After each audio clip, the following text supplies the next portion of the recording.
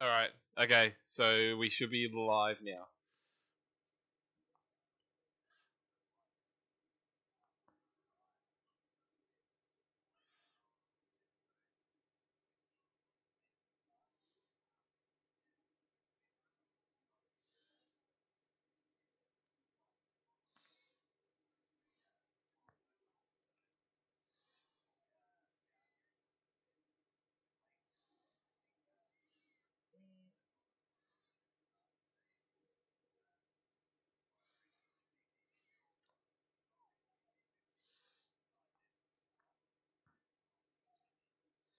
There's no audio. Oh, hang on. They're saying there's no audio. Yeah. That's weird. No, no, no. I've got audio. Can't hear Greg. That's interesting. All right. Well,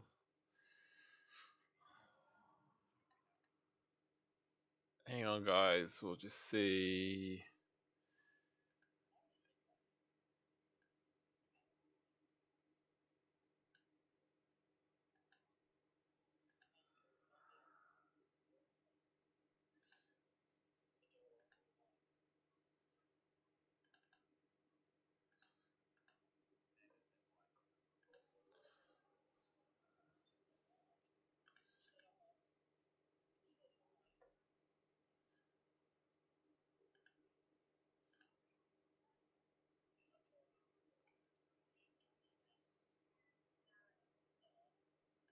All right. Hang on. We'll just restart the stream. Probably the easiest. Okay. We'll be back in a moment. Not sure. There you go. Thank you. I thought you'd be watching the football, Luke. I'd rather beat my dick with a handful of sand. What? Oh, is it Origin or something? Isn't that tomorrow night? No, it's I have tonight. no. Oh, I don't know. a very.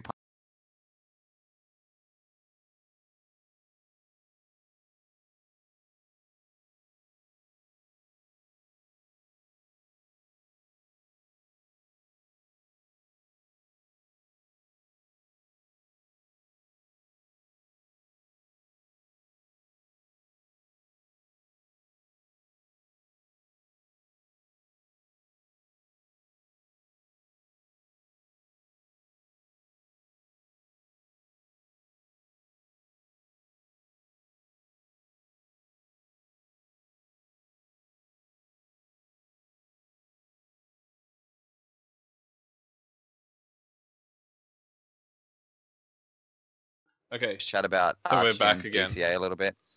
All right, we're back on, are we? Yep. All right, back so on. nobody heard nobody heard any of our intro other than EG doing nothing. Sorry, we're a little bit late. EG decided to take out one of our national emblems and spoon it on the side of the road while he waited for a shotgun to the head. So we are a little bit behind. Yeah. And as you can see, EG has moved location and set up a new fancy little setup there. Oh, now they're saying, Oh, there hang is on. no audio or video. Fucking hell, EG, mate. Fuck. Is that no? It's audio. Oh, video. There you go. There's video. So Oh, we're come on, losing Sue. people, mate. We're over 10 and now we're dropping. All right. Oh, there we are. There you go. Now you can see Greg or Gerg. All right. So for my third intro, so for milestone episode number 20, we do have Luke and Scarlett on. Scarlett was the main guest for the night, except Luke decided that he'd crash her interview. So Luke hasn't had a great day. His BT50 decided that it would commit suicide. So if we get any rants from Luke, we know where they're coming from. I'm a little bit happy. sad. Yeah, a little bit sad. I'm $8,000 sad. Well, you're gonna have to find that street corner again, mate, and get it going. Yeah, Luke's got his trophies just in the background too. So if you want to flash your trophies, they're commenting in the thing that both you, EG, and I are flashing our trophies, and you're not. So flash them your trophies, mate. I need a wide angle for that, mate. Yes. No, I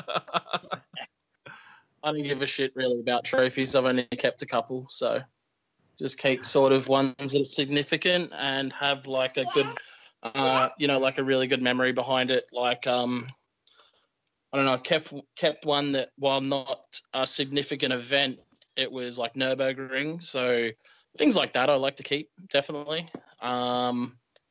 Yeah, that's it. Was really. it on? Sorry. Was that on the actual Nürburgring or just on the new circuit? On the F1 circuit. Yeah. But nevertheless, it was a super fun time, and I just had a lot of fun there, basically. And Bill Baldwin was there, the guy from FD with the beard that flags at Long Beach.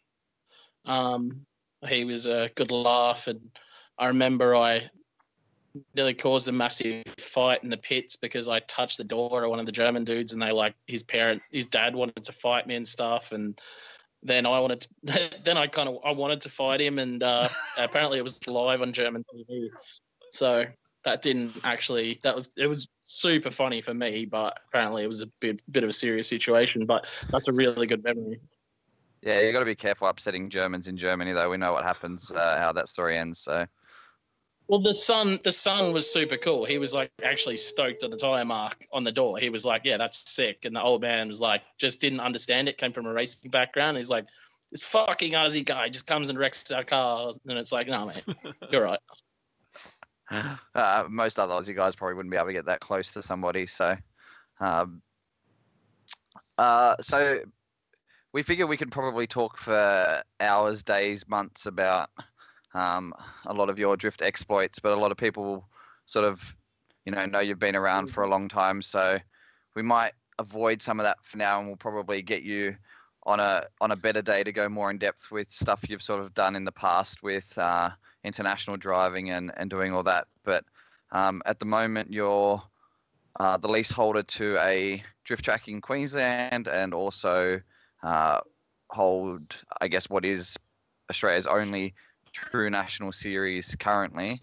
So I figured we'd probably touch on that and the fact that you're running 2 different state competitions and all that sort of stuff. So you've sort of stepped away from some of the driving and are doing a crap load more organising and sort of keeping drift alive. And the fact that I didn't register, and last week when Tim Rogers, who came, he ended up 4th at DCA, right, EG?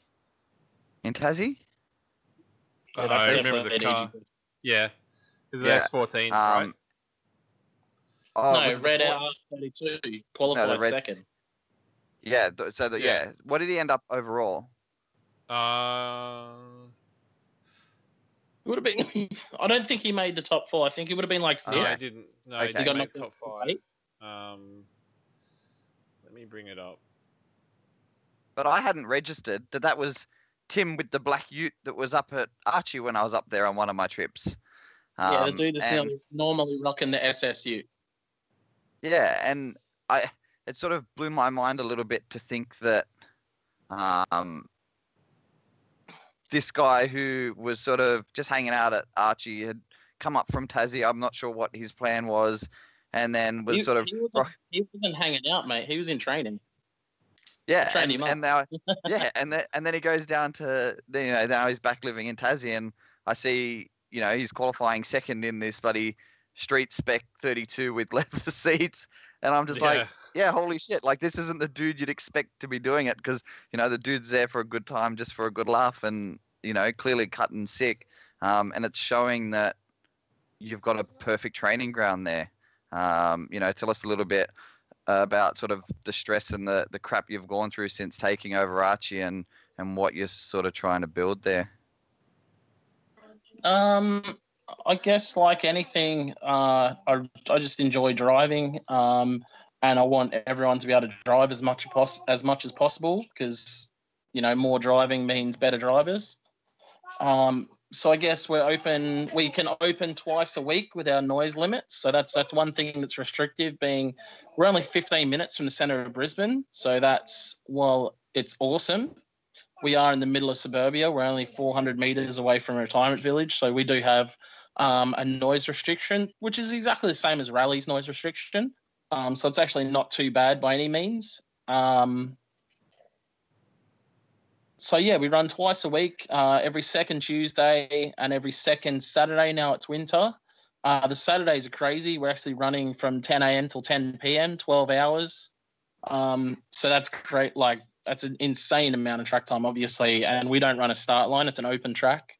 So, the amount of laps you can put down in a 12-hour session, there's not many cars that can handle that. So, or many people that can afford that many tyres, for that matter. And your engine would last like 2 laps. Hey, I got a few more out of it, but maybe the fact that it was wet probably made me last a little bit longer. But that was actually the last time the car ran properly.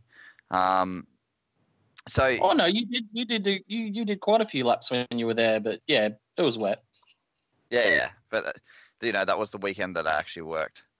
But so since taking over, it's another Bash Greg episode again. it always is. It's so easy though. Come on. Yeah. Dude dresses up in figure skating suits with sparkles and shit. Like, he's like, I thought that Eugene Arnoldson, if anyone remembers Eugene, he was like one of the Awesome Foursome or something like that. And I was rowing's not exactly it's not much of an extreme background or anything. It's an interesting background to come from. But they always used to pump it up with Drift Australia. He's an Olympian, he's a rower. And it's like, like rowing's sort of not very exciting. But then you got Greg over here, twinkle toes, straight out of the ice skating thing. It's pretty cool. Like, I'm not going to lie, when I watch the YouTube videos, I watch them religiously, Greg. But no, when I did watch it, I was like, it's freaking hilarious seeing that smile, mate. Brings a smile to my face every time. There are even fan-made compilations of him as well. It's crazy. Scarlett. Mini drift.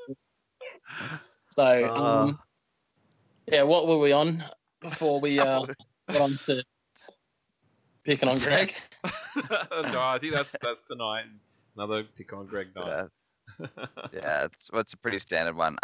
So since taking over Archie, you've had the lease since early last year? Yeah, February last year. Feb last year, and when you guys took it over, it was basically in ruins, I would say, right? Basically, tires and shit left everywhere. Place was an absolute mess. Yeah, you guys have sort of brought it a long way. Sorry, I'm getting messages from people. No, it's changed quite dramatically between. Well, actually, I've never been there beforehand, but I saw photos and images of what the track used to look like, and when I turned up, it was quite a different track. Yeah, I'd say it's pretty wild. Like, I always thought the place was fun as it was, and I always sort of backed the place because it was a very, very good place to learn technique. Although it was very tight, and with those tire walls, there was quite a few times guys, well, not quite a few, but it definitely happened where guys just rolled their cars there pretty much doing nothing wrong. They just sort of tapped the tires with the back and went in with the front and just did like a really slow roll. But the fact that it was a functioning go-kart hire track as well, they had to have that sort of stuff. And to be fair, the guy running it didn't give two shits about drifting. He just wanted to make some money out of us. So I always still supported the place, and I did try and help him. And it was a nightmare trying to help the guy, but it was like for the good of drifting sort of thing.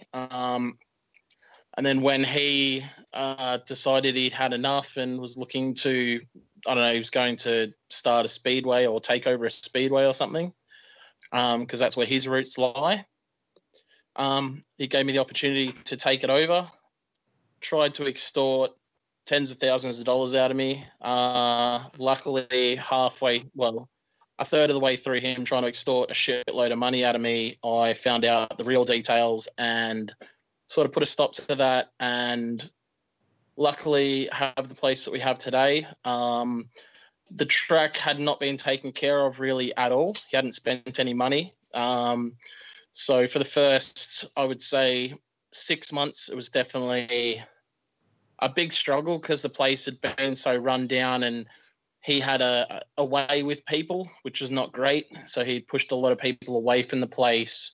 You know, someone would say something like talk some smack online and he'd just ban them, like give them a life ban and just general stuff like that. So or he'd just come and scream at people for doing little things wrong. And it just, you know, drifters are precious at best. So, you know, you don't really want to go screaming at a drifter because he'll crack the shits and not come back. And especially in a place like Queensland where you actually have the option of places to go. Like you can go to Archie or you can go to QR or you can drive 4 hours down the road to Raleigh. So, you know, there's multiple choices as far as drifting goes up here. So if you want to keep, you know, you sort of keep the guys happy, you know, it's a simple recipe. So did you take it? Was that guy in charge of it after Nizpro had hold of the venue, or was that Nizpro? So Nizpro never had hold of the venue. So what it was is this guy owned the lease and was having people run the drift nights for him. Yeah. And making like a percentage of gate sort of thing. And that's, I originally became involved with the place. I moved up to Queensland and I was working with Option One at their shop. And they were actually helping him run it, operating it, advertising for it, all that sort of jazz. And basically he was just sort of sitting back and telling people Collecting. off and whatnot. Yeah, collecting money. And it was just quite popular because it was new back then, like sort of 8 years ago or longer. And then he eventually had dick of dealing with the guy that owned the lease.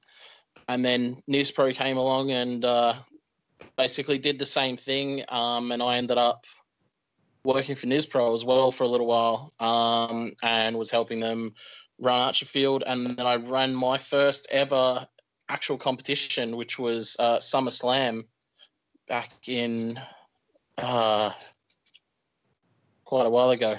Almost 10 years ago, I think. Was it 2009 or 2010? I think it was 2000. No. It was like 2013 or something.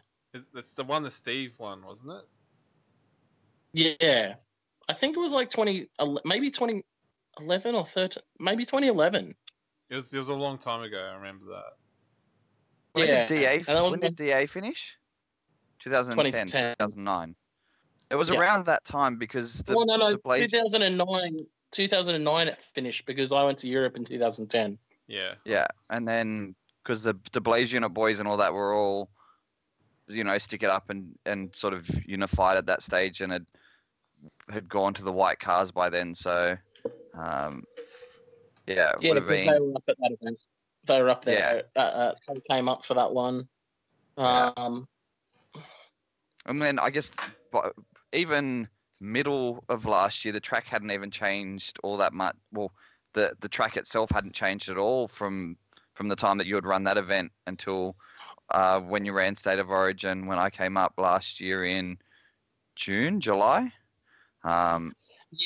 Yeah, I guess I took it over in February, and then it was like because there wasn't a huge amount of clientele, and people thought that I was just running it on his behalf. It was sort of hard to get the message across that I had actually taken the place over. You know, and there was actually going to be genuine changes that made it better for everybody. So that took quite a lot of time to sort of get the message across that I had actually taken the place over. I wasn't just running it again for somebody and had to deal with their bullshit, if you know what I mean. Yeah, and then you started dropping significant amounts of money into back into the facility to actually sort of improve it and make those changes. I think the first step was doing that major retard just before DCA finals last year, and that was all money that came basically from your first, 6 to 8 months of running the venue? Well, what it is so how can I explain that? Like, so the way it worked out is we had done another section which cost like 15 grand. Was the very first bit we did. Sort of ends up being a lot cheaper because I've got friends with bobcats and stuff like that help out. So, we handle the prep and things like that, and then these guys come in with the asphalt and the machines and just sort of lay the asphalt. So it ends up being cheaper, but when I say cheaper, you're still talking 15 grand. Like, it's a lot of money just for, and that was for like 50 meters of asphalt. That was like 3 meters wide. Yeah. So, but made a huge difference to the track. And that was that first section was the, not Mihan, the Bihoku style entry that opened it up to that style entry where you could sort of come and then flick down along the wall. That was our first one. And then basically I had inquired to rent Queensland Raceway. And this will probably get Queensland Raceway upset, but I couldn't care less. But I sat down and had a meeting with Queensland Raceway, come to an agreement on everything to run a DCA event there. It's insanely expensive. And they take a good chunk off the gate as well, a chunk that I'd agreed to. And then when I eventually got the contract, that number had grown significantly, and then it was plus GST and stuff like that. So it really made the event it made it too much of a risk, you know what I mean? If it had rained or something, we would have lost DCA essentially. So I made the choice to, instead of spending an insane amount of money renting Queensland Raceway, I would use a chunk of that money and a chunk of Archfield's money and upgrade the track to suit Drift Challenge Australia and make it a viable track for a national round. Yeah, and it doesn't seem like QR likes people running events outside of, events that they're running, and I guess that's how they run their business, and that's how they make a profit. And I guess it would work similar for you, I guess, when you look at your logistics and the way it works for Archie. Unless somebody's going to offer you substantial money to use one of your lease days, it's more financially viable for you to continue running your own days anyway, I guess. That's it. It is. It's understandable in a way.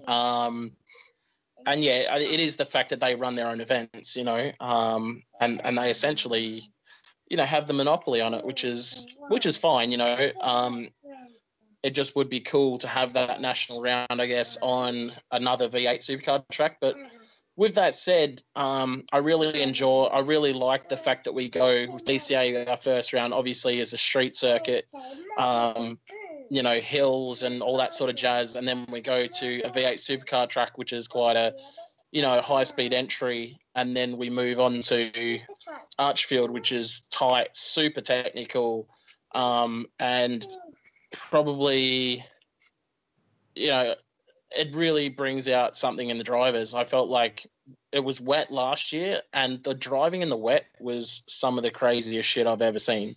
Like, it was proper mental driving in the wet. Like, it was ridiculous. Yeah, definitely one of the best events that I think I've witnessed in this country when it comes in terms of close battles, start to finish. It's something you sort of had to be there and witness to actually believe that sort of driving went down throughout the whole tree. Sadly, I blew my shit up. So I guess moving forward with the track, you added the Nico drop in as the most recent change to the track. You don't really have a whole bunch of room left to expand into. I saw that at the last round of your state series that you're running up there, you did a bit of an interesting sort of layout for the pro guys, sort of cutting in, on a slightly different part of the track that isn't normally driven on. So you've got plenty of space to sort of play with layouts. Do you have anything sort of installed for the final round this weekend for anything in the way of layouts? Yeah, well, for L2, we're actually reverting to the OG sort of layout for Archfield, which is definitely cool. Using I guess the original line that used to be there. It's very tight, technical, and it's going to be great for the level 2 drivers. We've got a full field of level 2 drivers, and the guys are really starting to send it, and it's quite cool. And then for our pro, we're definitely going to send those guys pretty hard. We've got a fast line in mind for them, which is, if it works out well, it's probably one we'll use for either round 3 of National Series DCA or Cash Kings. So we'll see how things go there. But it's going to be, it'll be super fun regardless. And there's a crazy amount of layouts we can still run there that we haven't run that I've played with. So it's definitely, it's good to have that space and all those different lines. There's definitely a lot we can do. Okay. Is entries are full now, aren't they? For level 2, they're full, and I think we've got like 4 pro spots left.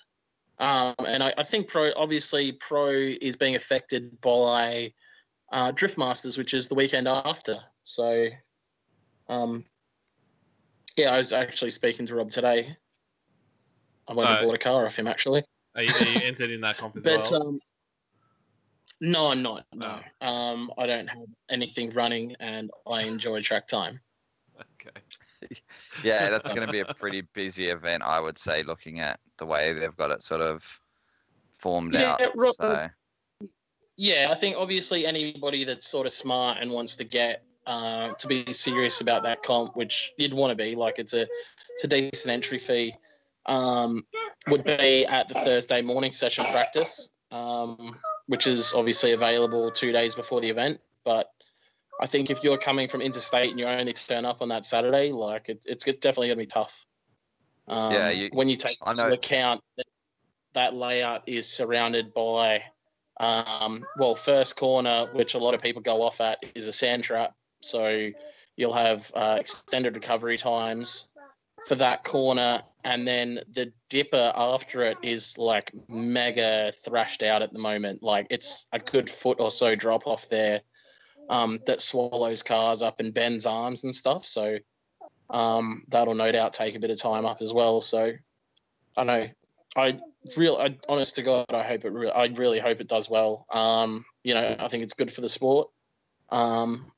And it's a once a year thing. So I think it'll be a cool addition to the calendar.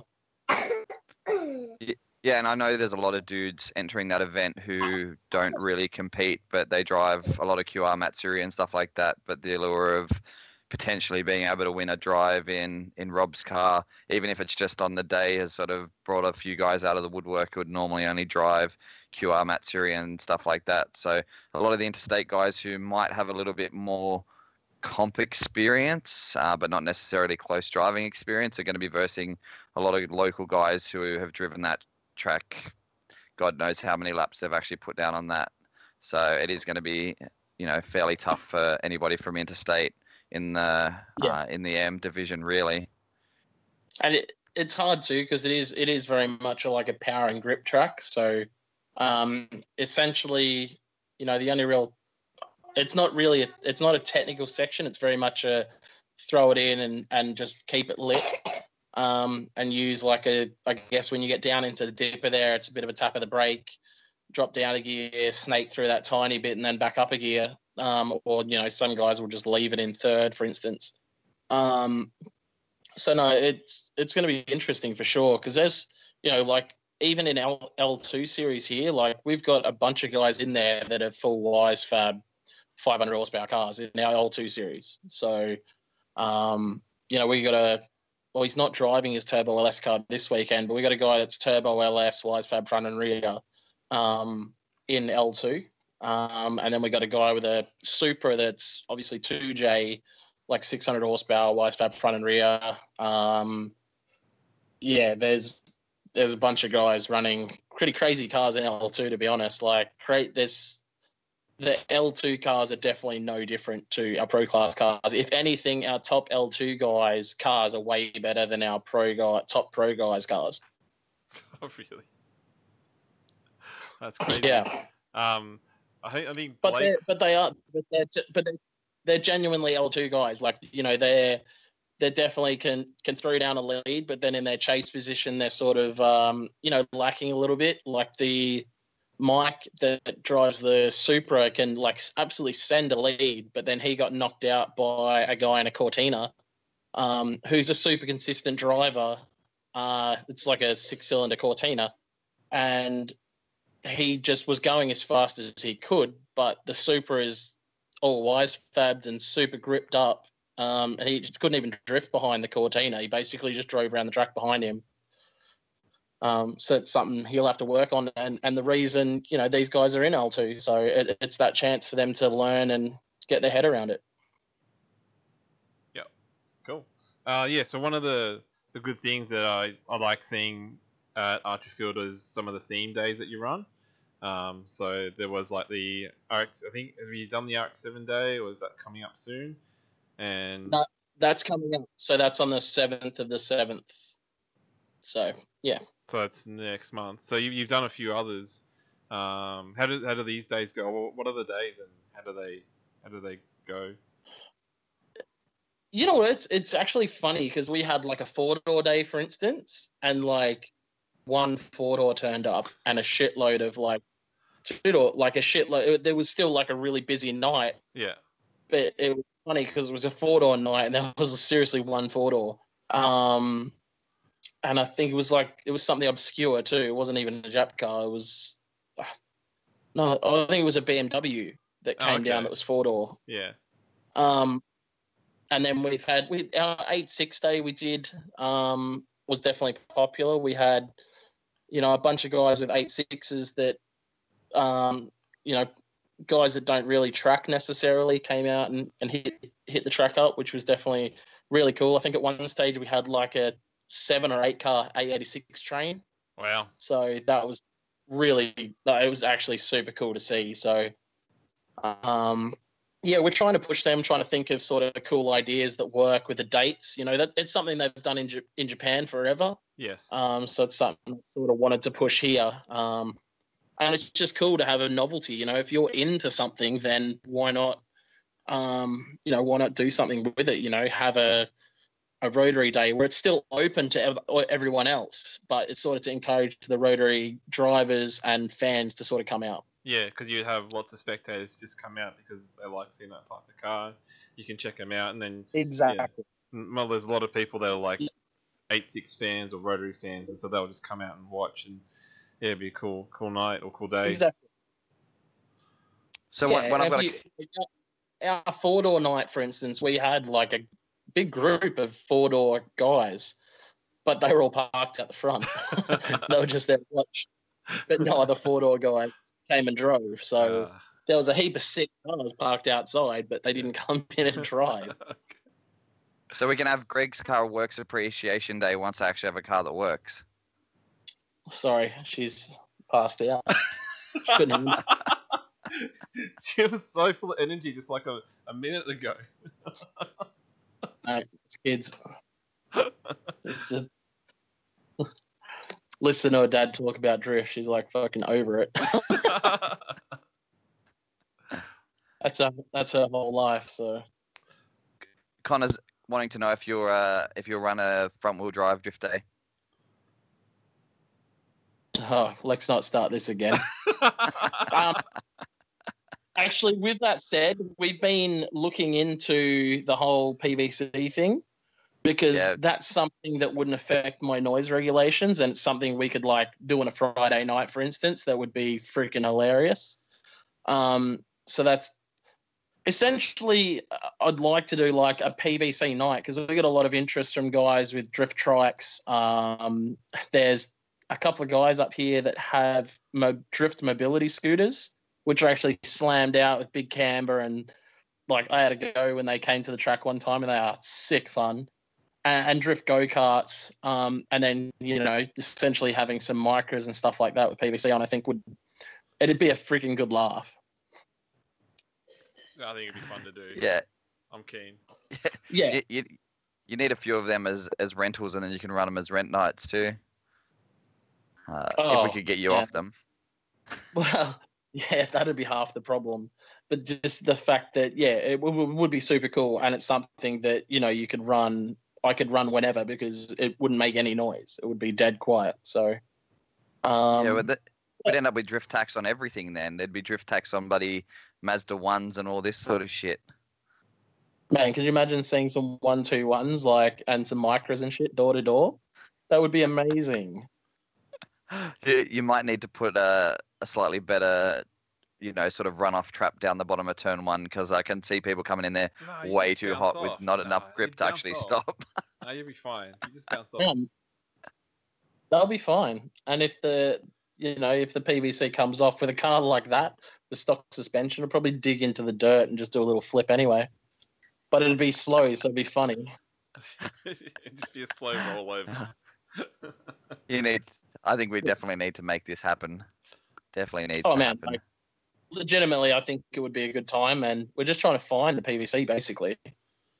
Do you think the black stuff's better than the white stuff, in terms of durability? Whatever you're into, mate. You know it. Because Alexi's video looked like that white stuff just kept bloody snapping in half fairly quickly. No, it got worn. Need something that... No, it just wore out. That's it. Like, you see the original and see how much it worn down. And they're joined together as well, so... It's alright. Yeah, look, obviously, if you can get that black stuff, it'd be sick. It'd be amazing if you could get those actual drift cover thingies for a reasonable price. Easy drift. They're crazy. They're insanely priced, but they would be such a cool thing if they were not insanely priced. I reckon you could considering they're just some form of mold that are mass produced in China, I'm sure with the right know-how and the right people, you'd probably get them fairly cheap, but you're probably talking about the ones that GK Tech ones. Get Greg. Greg, what are you doing, mate? Sort it out.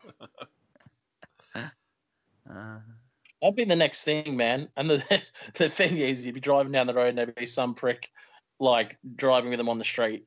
They'd come up to a set of lights.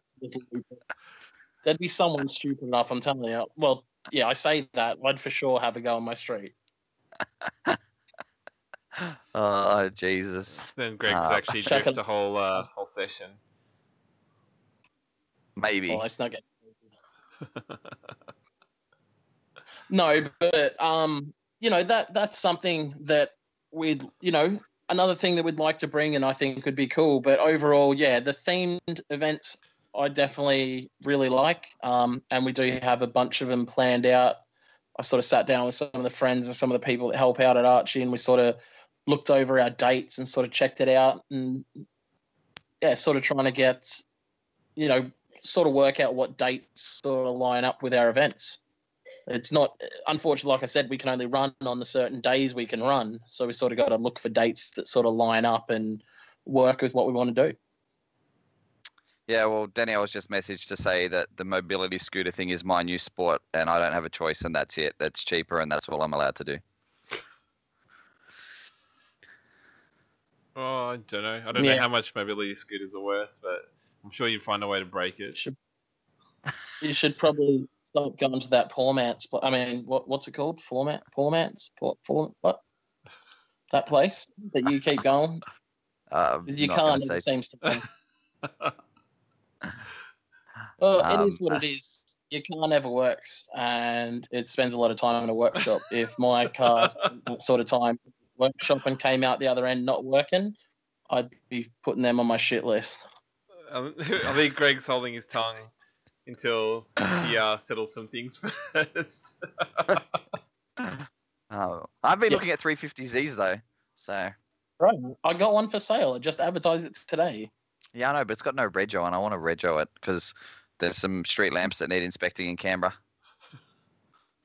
You couldn't handle that spot, right? Come on now. I didn't say I was going to do it good. I just said I'm going to go check out the lights. Well, you're going to need to go downhill in a 350. So you're already going to have to sort of take it up a notch.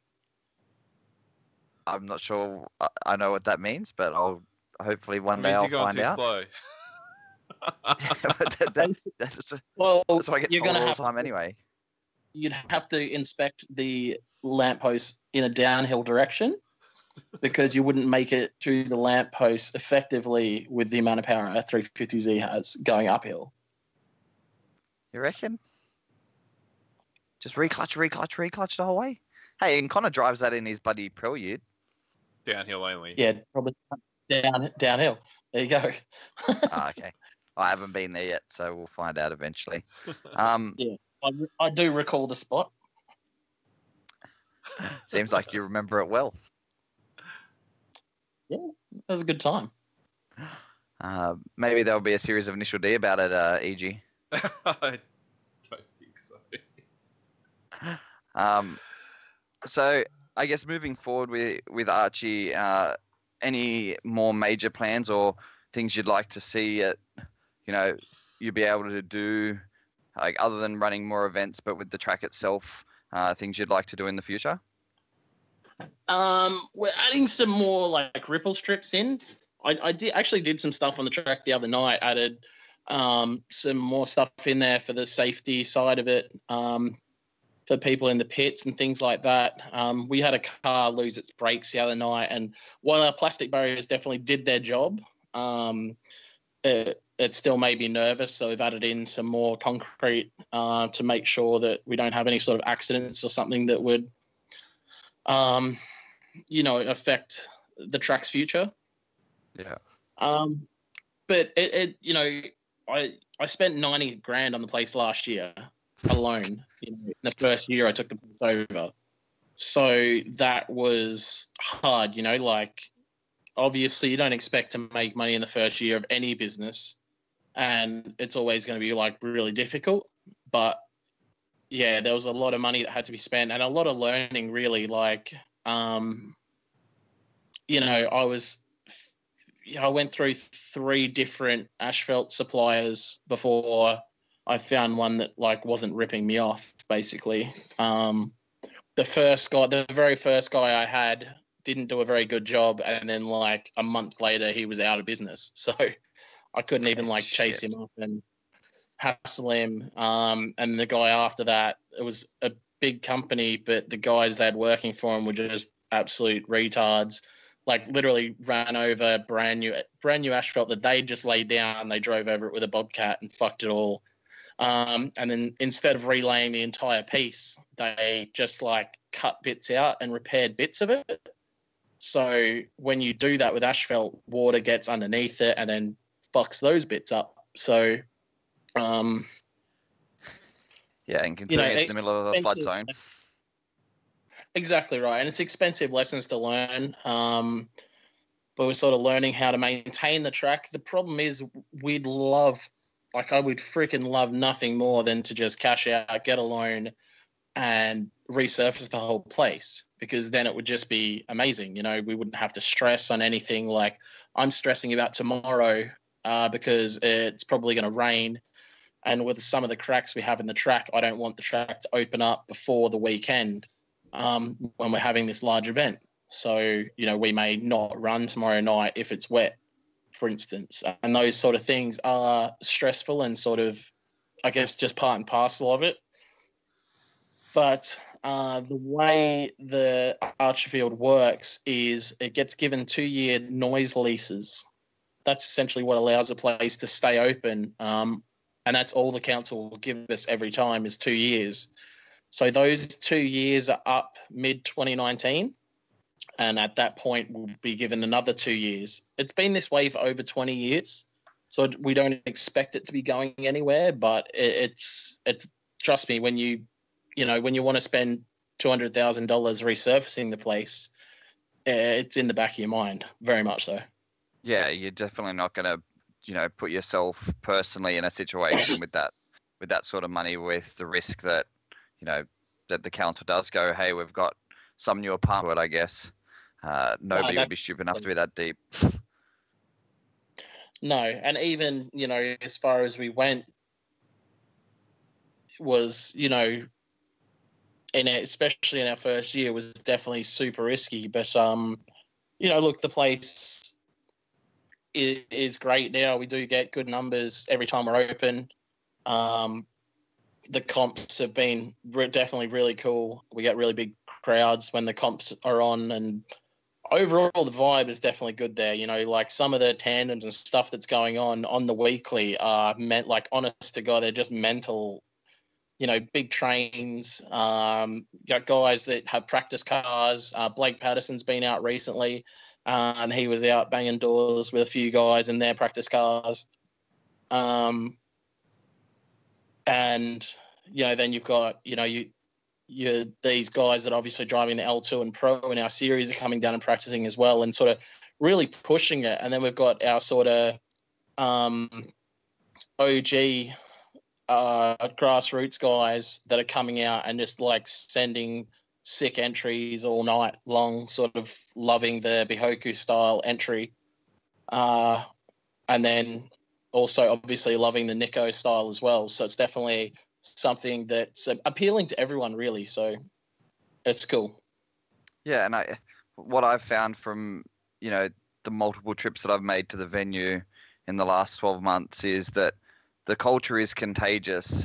And now that more and more people are sort of coming in, like you guys, like the Gravy guys originally, when you first took over, I think had been avoiding the place, and a few other groups like that had sort of not been, you know, using the venue at all. And now all of a sudden, you know, they are showing up every so often, and it's not just those guys, but there's a lot of other guys who are there, you know, almost weekly now. And it seems like if you're on track and then a group jumps out there that end up in a train, you sort of end up in that train, and then it sort of, you just get caught up in all that, and everybody just pushes hard. When I was up there for QR Matsuri and snuck out there on the Sunday in the wet, guys were just absolutely nuts, and they're showing up in well-presented cars, and you don't expect them to start doing what they ended up doing, and they're just absolutely sitting on each other's doors, you know, not caring too much and just pushing the limits of the driving. And I think that's where the success of the place is starting to come from, even more so than, you know, the tar that's underneath them and the layout of the track, but just the culture and the vibe that's been created within the venue. Yeah, look, no start line definitely. It's definitely the most Japanese track you'll go to outside of Japan. I honestly believe that. You know, the not having a start line, joining onto the track, the layout itself, like it is just, it's intense, you know, because you just can't help yourself but do, you know, you go until your car starts screaming at you to stop. You know, that you just keep going. The temp gauge is flashing at you, this is flashing at you, that's flashing at you, but you're in a train and it's like you don't want to stop because it's such a bullshit good time. Yeah, so hopefully when I've got my shit together, I'll get back up there and start hopefully running into some shit, or I'm just going to come and watch and just feel sorry for myself. Just get a practice Mitch car. Sanders is just, yeah, eventually. Mitch Sanders has just said the canteen is well stocked as well. Yeah, we got heap of Japanese stuff in there now, which is quite cool. Heap of Boss coffee and various other Japanese delights, which is, I don't know, I guess we're trying to add to that vibe. But what else can I say about the place, really? I guess the only thing now is we're just going to add some more ripple strips in to help guys visually with the track layout, because there's quite a big open space now, like where Nico is. So there's 2 islands there, which I want to sort of define with ripple strips, and then sort of grass the middle of them, so it sort of looks nice and presentable. Don't worry, I won't be a grass Nazi. Yeah, I probably will be a grass Nazi, actually. Stay up my fucking grass. But just can you not just paint it green? Someone said just do AstroTurf to me, and I was like, nah, I want some grass. It'd be cool. Yeah. Until you got to pull the lawnmower out, and then you're gonna be like, yeah, well, let's put AstroTurf down. No, we have some amazing volunteers down there. We have 2 guys that come down on the regular, which are tree loppers in their day job, father and son, and you can't get the guys away from the places. They're just out with the mower and the whippersnipper, and anything that grows more than a couple of inches, they're onto it. So it's super cool having those guys around, and a massive help. So nice. Besides we have an amazing. Yeah, go on. OG. No, that's all right. That's all right. We do have an amazing crew down there now, and I've been bringing some of those guys to the DCA events, which obviously you two would have met. Definitely super nice group of people, and they just love the sport, and the same as me, they just want it to be better for everybody else and everyone to have a good time. Yeah, you definitely have an amazing group of volunteers there. I crashed with some of them for QR Matsuri, and they are, again, part of the culture and the reason that the venue is succeeding. As much as you're a massive wanker and you upset a lot of people around the world, the group of guys that have thrown their support behind you, have brought drifting to the forefront, and yeah, I think helped rebuild the sort of the culture that Queensland needed and what Australia in general needs on the regular. The fact that you can go down the road to Darren at Zell Garage and pick up tires, the day before an event, or he can bring them to the track for you and do all that. I was going to say, he sells them at the track, so there's and sells them super cheap as well at the track, and that was sort of one of my guidelines with having a tire shop there, is that they sell the tires cheaply so more people can drift more. So yeah, and then the fact that if anything goes wrong and you go up and ask one of the Queensland locals if you're from interstate, they will help you out and try and find whatever you need to get you back out on track. Definitely is a bonus there. So yeah, I stock a lot of stuff there now as well, which definitely helps. I've definitely helped a lot of people get home. If they've had little problems, like a guy the other night sort of broke a tie rod, and he'd driven down 3 hours from the Sunshine Coast, and I was able to knock him together a tie rod and tie rod end, and he actually ended up drifting more before he even drove home. So I think that side of it is definitely cool. Another guy in a 31, which I guess you could say was sort of my fault. We were tandeming. He's a friend of mine, and he sort of had a little bobble when I was right on. Like literally, I was touching his front quarter panel just behind his wheel, and he had a little bobble, which didn't make me, but I was sort of like, he got this, and I drove up his wheel, so I ended up doing a big wheelie, and pushed him into the outside wall, and he bent an LCA. But other than that, he was fine. Bent an LCA, and we went straight into the pits. I had an LCA. We ripped his out, chucked another one in, and he was back out there drifting within like half an hour.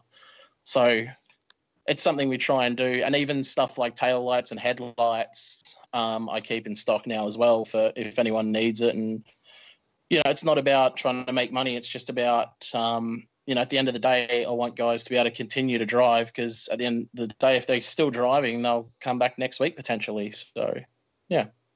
Yeah, and I guess even a little bit for a new set of lights to get home is cheaper than the fine if you get pulled over and the back end of your car's been smashed in and you don't have tail lights, plus the fact that it draws so much attention.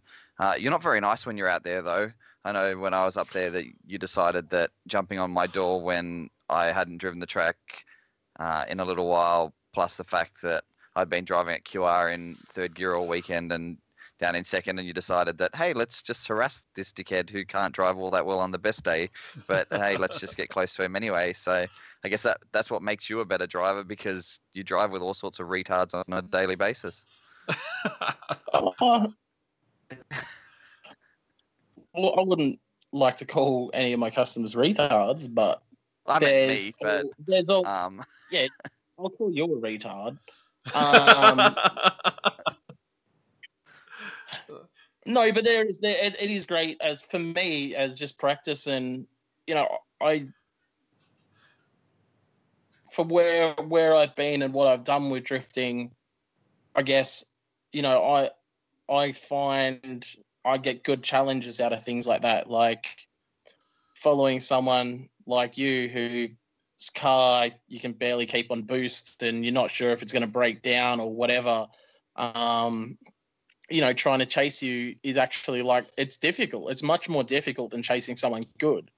So it does really keeps you on your toes. And I definitely I drive most nights, at least go out and cut a few laps, and it's amazing. You know, it definitely keeps him on my toes, and it's the most drifting I've done ever without inspecting light posts. Yeah, and it's probably more driving you've done with that than that anyway, really, considering you do have the no stress freedom to be able to cut as many laps as you like, and the occasional lap in the BT50 after closing. No, pre-professional days when there wasn't a lot of drift days around, I was inspecting every single night when I started. So for the first sort of like 4 years, I was a full-time, 7 days a week, overnight light post inspector. Always going past local tyre shops for replenishments and hand strip and fits at 3 o'clock in the morning before returning to work at 6 every day. This is why somebody in those Drift Australia days got banned for a round, I guess, eh?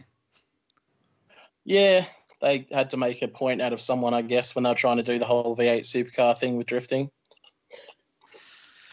Then I guess you're the biggest loudmouth in the scene at the time, so why not make the example of you? Was I? I don't know. Lots of loudmouths at the time. Yeah, lots of loudmouths, but there are, I'm pretty sure there are a few. Around at the time, mate. It was pretty hard to loudmouth over. but was he out street lamp inspecting? I really doubt that. Well, it's actually funny. There was when I got done, when they claimed that I was out lamppost inspecting, which my sponsor was like, "Yeah, where else is he going to get practice?" Because he's just an honest guy. Shout out to Dom for Holfords. You know, he definitely is a rad dude and gave me my start for sure. But yeah, like there was a video of Bolger doing a huge burnout in his actual Drift Australia ute, it was at the time, out on a street. And it was sort of like, you're kind of doing me for like not anybody other than the in circle sort of knowing that I even lamppost inspect to a guy that did it in his, you know, stick it up car with your window banner on the windscreen and all that. But whatever, let's not let the facts get in the way of a good yarn and that's it. Yeah, make me sit out for a round. I'm pretty sure there were other people doing it. Yeah. Well, I'm pretty sure there were guys who were way more clean cut looking than Luke that were doing it, but it was easier to make example of the punk kid than it was just super the fact, clean looking. Okay, yeah. Well, yeah. I was quite known for it in Melbourne, but you know, Dom was just honest. They went up and asked Dom from Holfords, and he was like, "Yeah, what of it? Like, who gives a shit?" sort of thing. And they were like, they obviously gave a shit. So, yeah. So I guess moving forward, other than the track surface itself, if somebody offered you, came to Archie with a crap load of money, what are the first 3 things that you do with it? Pay myself back some money. That's fair. Actually, we had a guy come past just recently who does have a lot of money and he's interested in helping doing stuff for the place. So just sort of, I sent an email to him yesterday. They supply like not air jacks, like rattle guns and stuff like that to race car teams all over the world. And they're literally around the corner from us and they've been there for 27 years or something crazy. And they came around and were like, we didn't even know this place existed. We're around the corner. Wow. We just thought it was the speedway and they didn't realize that we were next door doing the drifting and stuff. And they came over and they were pretty blown away by it all. So, and the first thing they said is like, "Oh, the pits are gravel. We can't have this." And I was sort of like, got the impression that they may be interested in sort of helping out, which is definitely cool if they've got more than enough money to definitely help out, because that's probably one of the only things really I'd love to be able to do something with the pits so they're not gravel. Like I said, we're doing those concrete rips.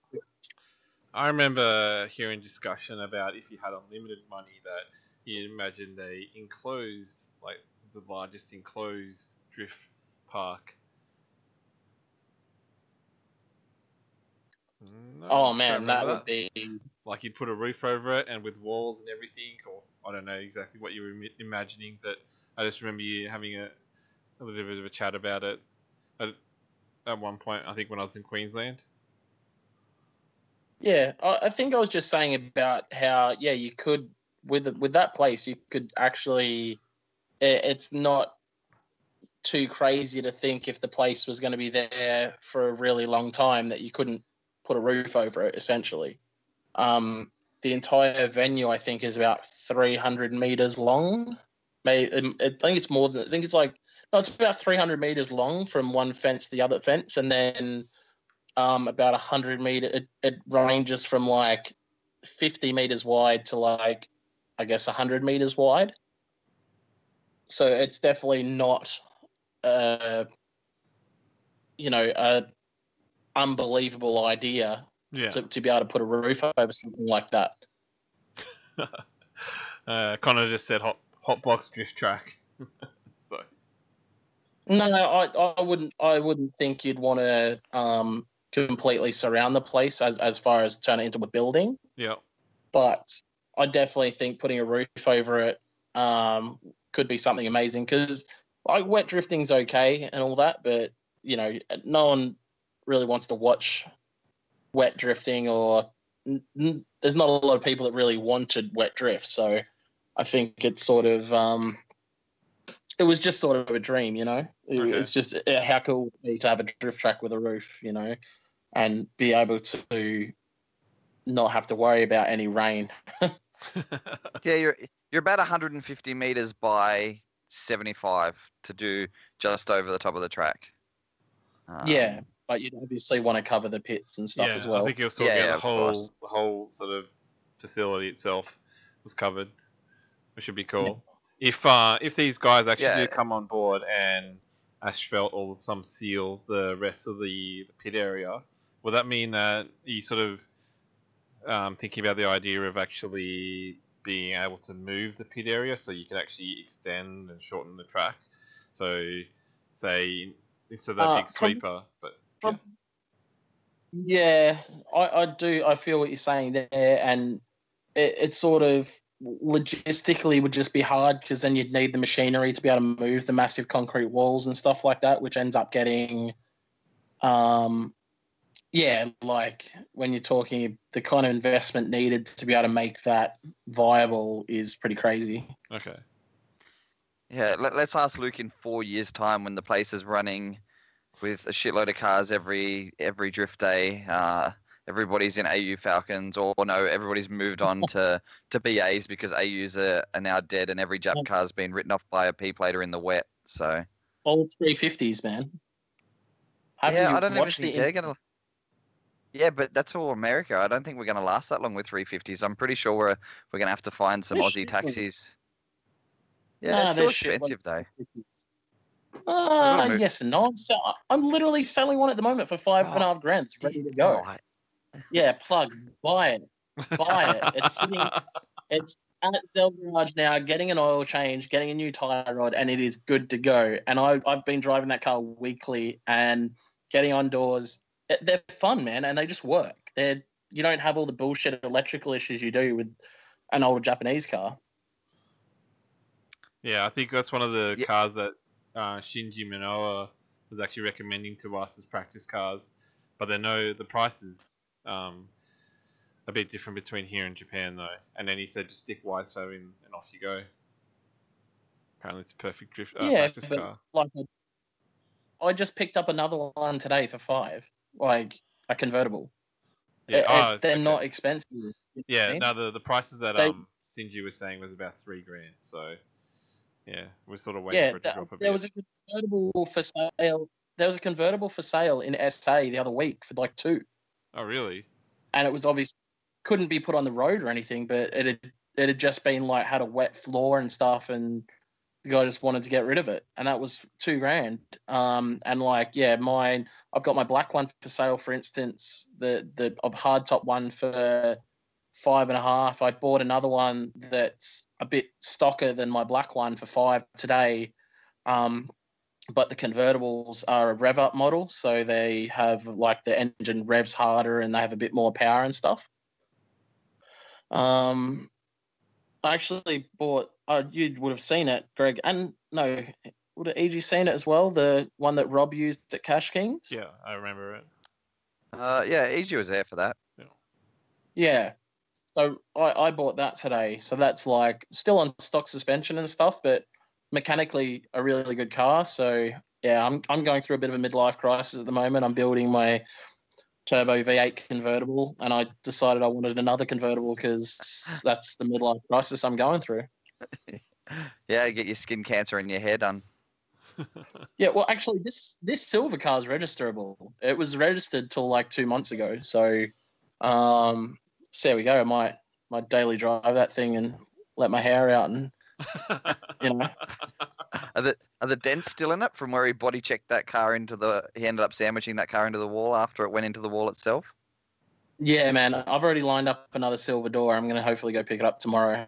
Oh, well, all of that sort of picking up and doing stuff like that's sort of being put on hold because I blew up the BT. Well, I didn't blow. I was just driving down the highway and my BT50 decided it was going to blow up. Yeah, I was going to say, maybe don't be like, hey, buy my 350 that I, drift once a week or twice a week now, but I blew up my BT50. Might not be the best ad for yourself. Well, it was sort of, unfortunately, around the kilometres that my BT is, it's a somewhat common thing, unfortunately. So, yeah, it sort of is what it is, and it sucks a fucking dick, but you just got to cop it on the chin and sort of keep going, I guess. Like, it is what it is.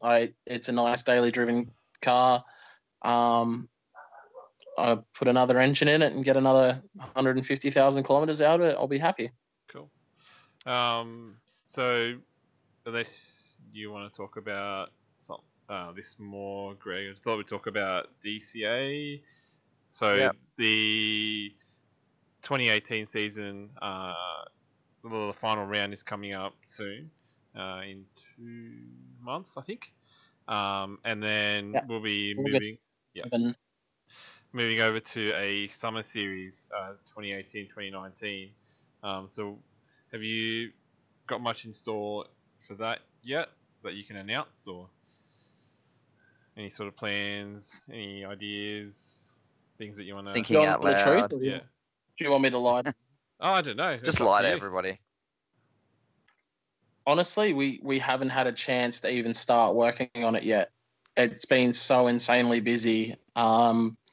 Getting everything up to this point, and all the events we've already run this year.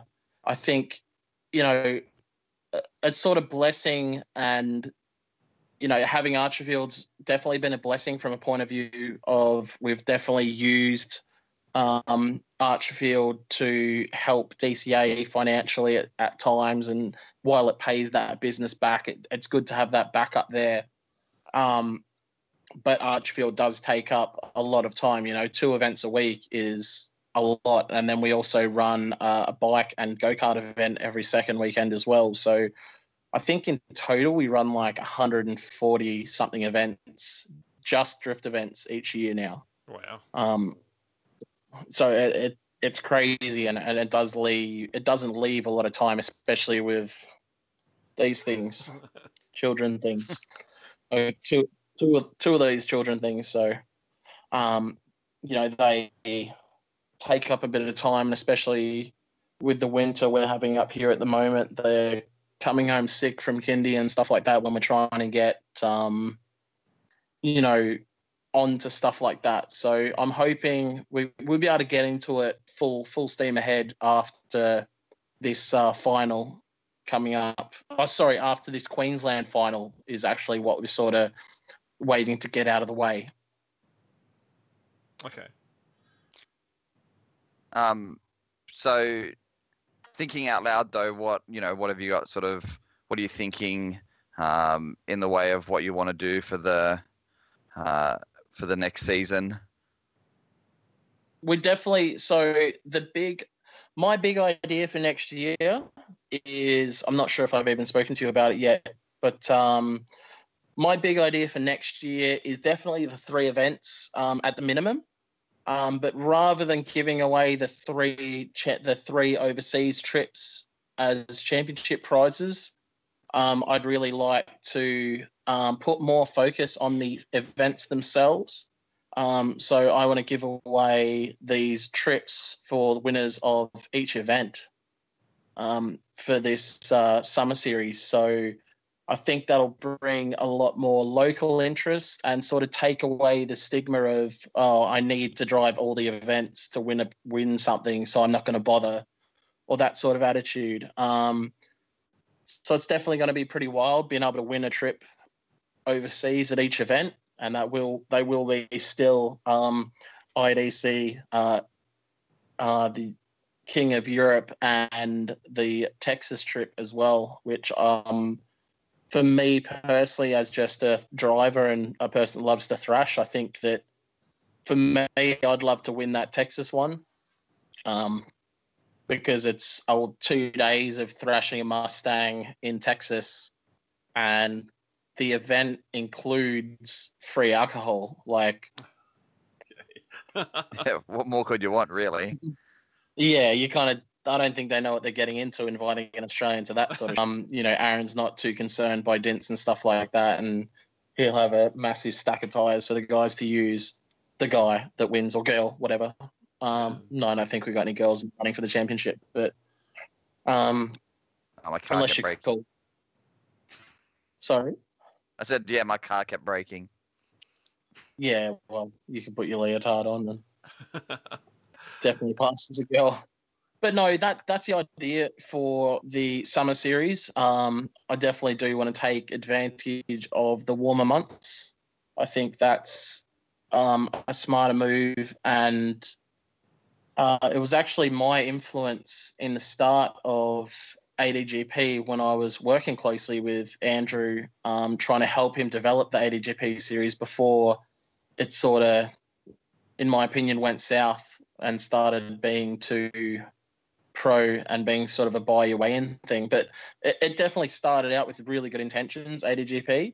And they had a couple of wet events, and I was like, what? I said to Andrew, like, you really need to turn this into like a summer thing, because it just makes sense. Like, obviously that's why the guys in New Zealand do it, and it's successful. So, but then when I started DCA, I obviously didn't want to do the summer series at the same time while ADGP was running. But now that newsflash, ADGP doesn't exist anymore, because they've never had the decency to tell everybody that's done, but it is done. I've wanted to say that live right now. Yeah, well, I think it was a pretty slack thing, because I was still meeting guys like a year ago that were building ADGP cars, and it's like, dude, that event hasn't existed for like 2 years, and they're like, yeah, it had. I'm like, when was the last time there was? Oh, there was. There. Oh yeah, fuck. There hasn't been an event in ages. So, it's a shame, because guys were like, there's some guys that were investing some big money, big dollar cars, to just sort of sit around now. No reason why they can't use them for the events like even DCA and stuff like that. We got a lot of guys now running crazy power and still being able to make the cars work and use that power. But yeah, so the summer series is definitely, I think, a smart move and gets us away from that wet weather. Yeah, and I guess there's an incentive if the World Time Attack deal continues, where you've got the top 3 guys from the series being able to enter World Time Attack Challenge, or securing invites to that. The championship can continue, that your top 3 guys for the series get their entry to World Time Attack Challenge, and then every individual round winner also gets that overseas trip or whatever sort of prize you've got on offer. I guess it double incentivizes you. If you can't make it to all rounds, there's a chance that if you can carry it to the top, that you'll leave with a big prize. And if so like a lot of the SA boys have been able to commit to the full series this year, you're almost the shoe-in. I think there's maybe 6 guys who have done both rounds so far, and a one in almost a 50% chance of winning guaranteeing your way into World Time Attack Challenge if that's what your goal and dream is. It's a a pretty easy way in, especially this year that not many people have committed to the 3 rounds. It's really not that difficult. That if you've got your shit together and you're serious about being a World Time Attack Challenge, it shouldn't be too hard for you to achieve. Yeah, and look, World Time Attack Challenge it's a huge event, and that's the biggest sort of that's the one place in Australia where you're 100% going to be put in front of the most people. So it's definitely a great opportunity for our guys.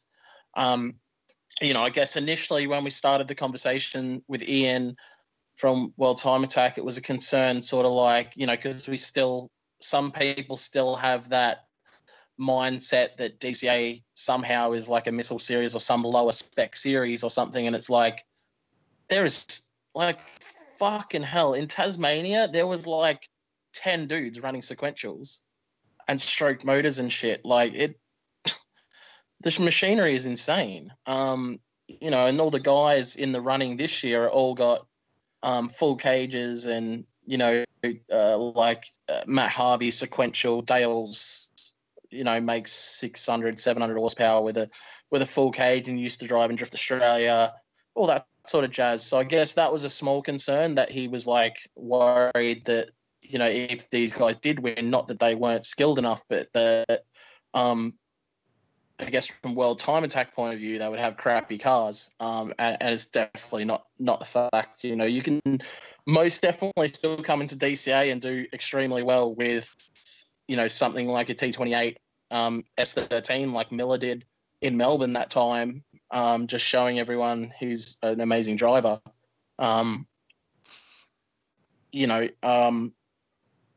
But, a lot of the top guys are running seriously good setups and, are no different to what you'd see in any other pro event around the world, just that we're restricting the guys to a smaller tyre. And it's crazy now that I think it's sort of pushed guys to develop their cars' suspension and stuff so much. Like we had actually bringing Matt Harvey up again, he twisted a tail shaft like it was a pretzel. Like he literally twisted it up like a towel. His tail shaft, he's getting that much grip out of his 235s. He's just obviously got that car set up dialed. Mitch Doyle from Northern Territory, getting massive amounts of grip out of that car that was already heavily developed by our 2016 champion, 2016 or 2016 champion, Tom,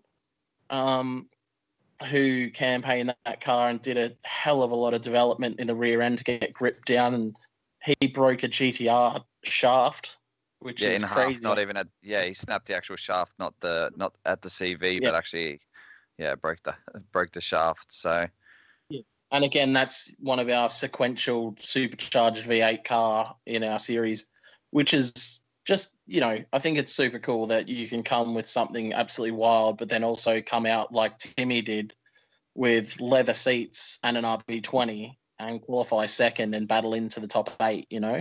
That is a super, super cool part of it. And I guess people need to realize that you can definitely 100% take it the pro way, or you can compete, or you can take it the grassroots way. It doesn't matter, like if you're a good driver, you'll shine. Yeah, and I don't think we have room for the division at this stage until more people are able to commit to it anyway. It's a nice balance, especially, for you as an event organizer, to be able to have that wide spectrum of cars, guarantees you hopefully at least a strong field of entries, which, makes you be able to keep running the events. But if you sort of restrict yourself to the cars, you end up with a high-tech situation where you are really down on numbers, and the money and outlay for the event organizers, just can't be justified, and then you have to share track time with other forms of motorsport. Yeah, and for me, that's something I'm really passionate about, and I was sad to see that happen with high tech. Like, much to people's amazement, I don't hate high tech. Like, it's cool. Like, do your thing, but it's a real shame to see drifting become a demo or a sideshow to something else's event. You know what I mean? Like, no matter where you go, like the only time people like jump out of their seat is when drifting's happening. So, you know, why I don't feel like we need to be a sideshow anywhere. You know, we can sustain being a standalone event. It's just being smart about it, and you know, I guess for me, it just makes more sense with, you know, we're a wealthy country, but we're not like sponsorship and stuff like that. It just doesn't exist here. You know, it doesn't exist like it does in other countries. Yeah, and as you say, with the whole sideshow thing, at World Time Attack Challenge, you sometimes have to question if people are there for the time attack or are they there for the drifting, because a lot of the time it seems like the people go and watch the time attack and stay for the drifting. Like, that's why they're there. They're there to watch the drifting, but you know, you've paid entry for both, so why not hang out for the day and see some cool cars and then hang out? Yeah. Look, so the reality is at World Time Attack, we are a sideshow there. You know, like we're always going to get, I wouldn't say raw end of the stick, but their priority is the time attack, and I understand that. It wouldn't be any different if I was going to have something alongside our event. Like if we were running behind or something, the first thing I would do was like chop time out of their schedule. You know. Yeah, of course. So, and that's just the reality, and how you need to take it. You know, like you can't really go to World Time Attack and get mad that drifting isn't the centerpiece or any of that, because it's not. It's called World Time Attack Challenge. It's not called World Drift Challenge. So, you know, it is what it is, and it's an amazing place to go from a point of view of putting yourself in front of a lot of people and all the sponsors, and I guess on a world stage, until we get live stream with DCA, then that is anyway. Yeah, you need to work on the live stream thing. There's been some really crappy little series from around the world that have started popping up on my Facebook feed. I think I was watching Portugal the other day, and I was just like, I thought I was watching a. Yeah. Again, this is the problem with our country, is like we don't have sponsorship and everything.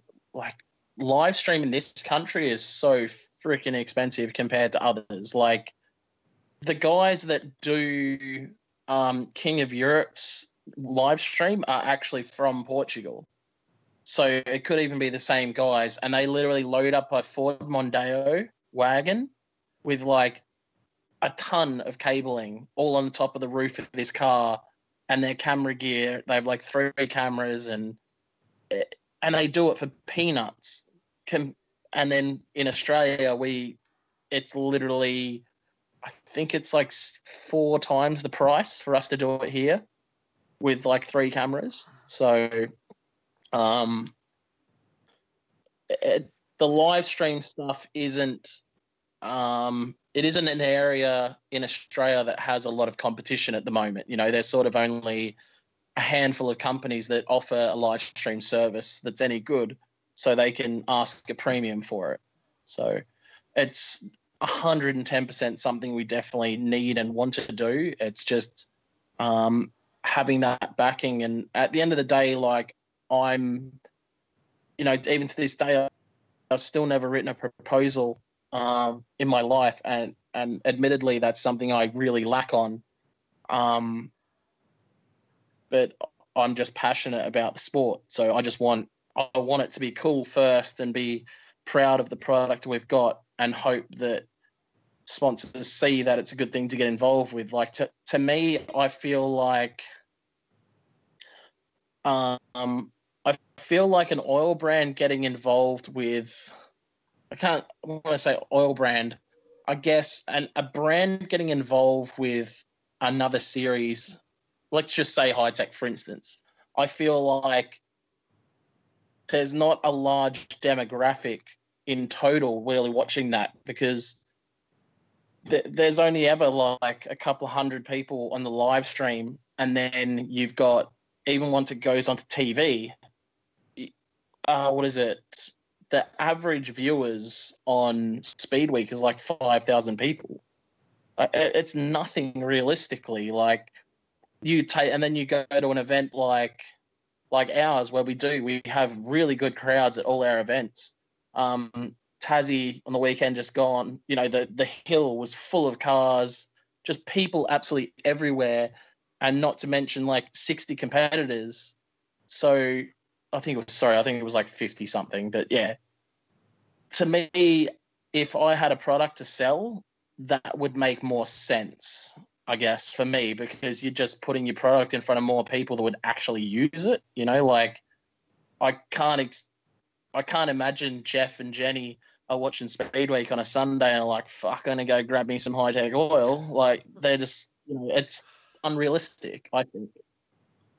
Yeah, of course. And that's, you look at a sport like NASCAR in the US, how many automotive brands are actually on cars there? It ends up being a lot of their, M&Ms and Tide detergent and all that sort of stuff, because that is more relevant to the actual, to their audience than it is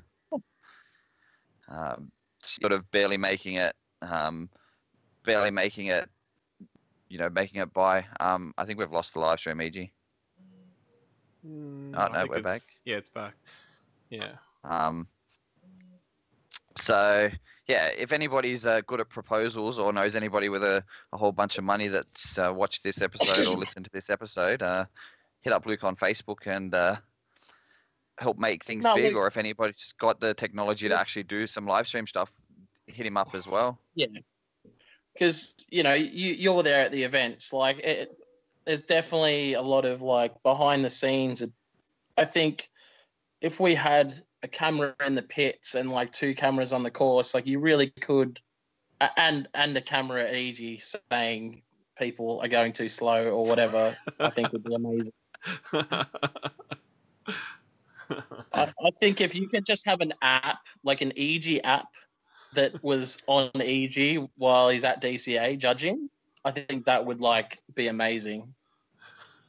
Like I think EG being videoed at any event or while chasing other drivers while on track at a track day or whatever would be definitely interesting to have that. What do you mean chasing? Well, I could only imagine the sort of stuff that comes out of your mouth when you're behind me. So, or even just the thought bubbles that would pop up above your head. Too slow, grab another gear, stop being a pussy. Why are you making that mistake? I can just imagine. Yeah, get off the friggin' handbrake. Put your foot on too. it.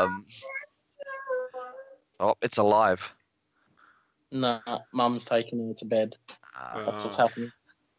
The Racing Line boys have jumped on the stream. So if you do want to see the battles from DCA Tassie round, jump over the Racing Line Australia YouTube channel and Facebook page.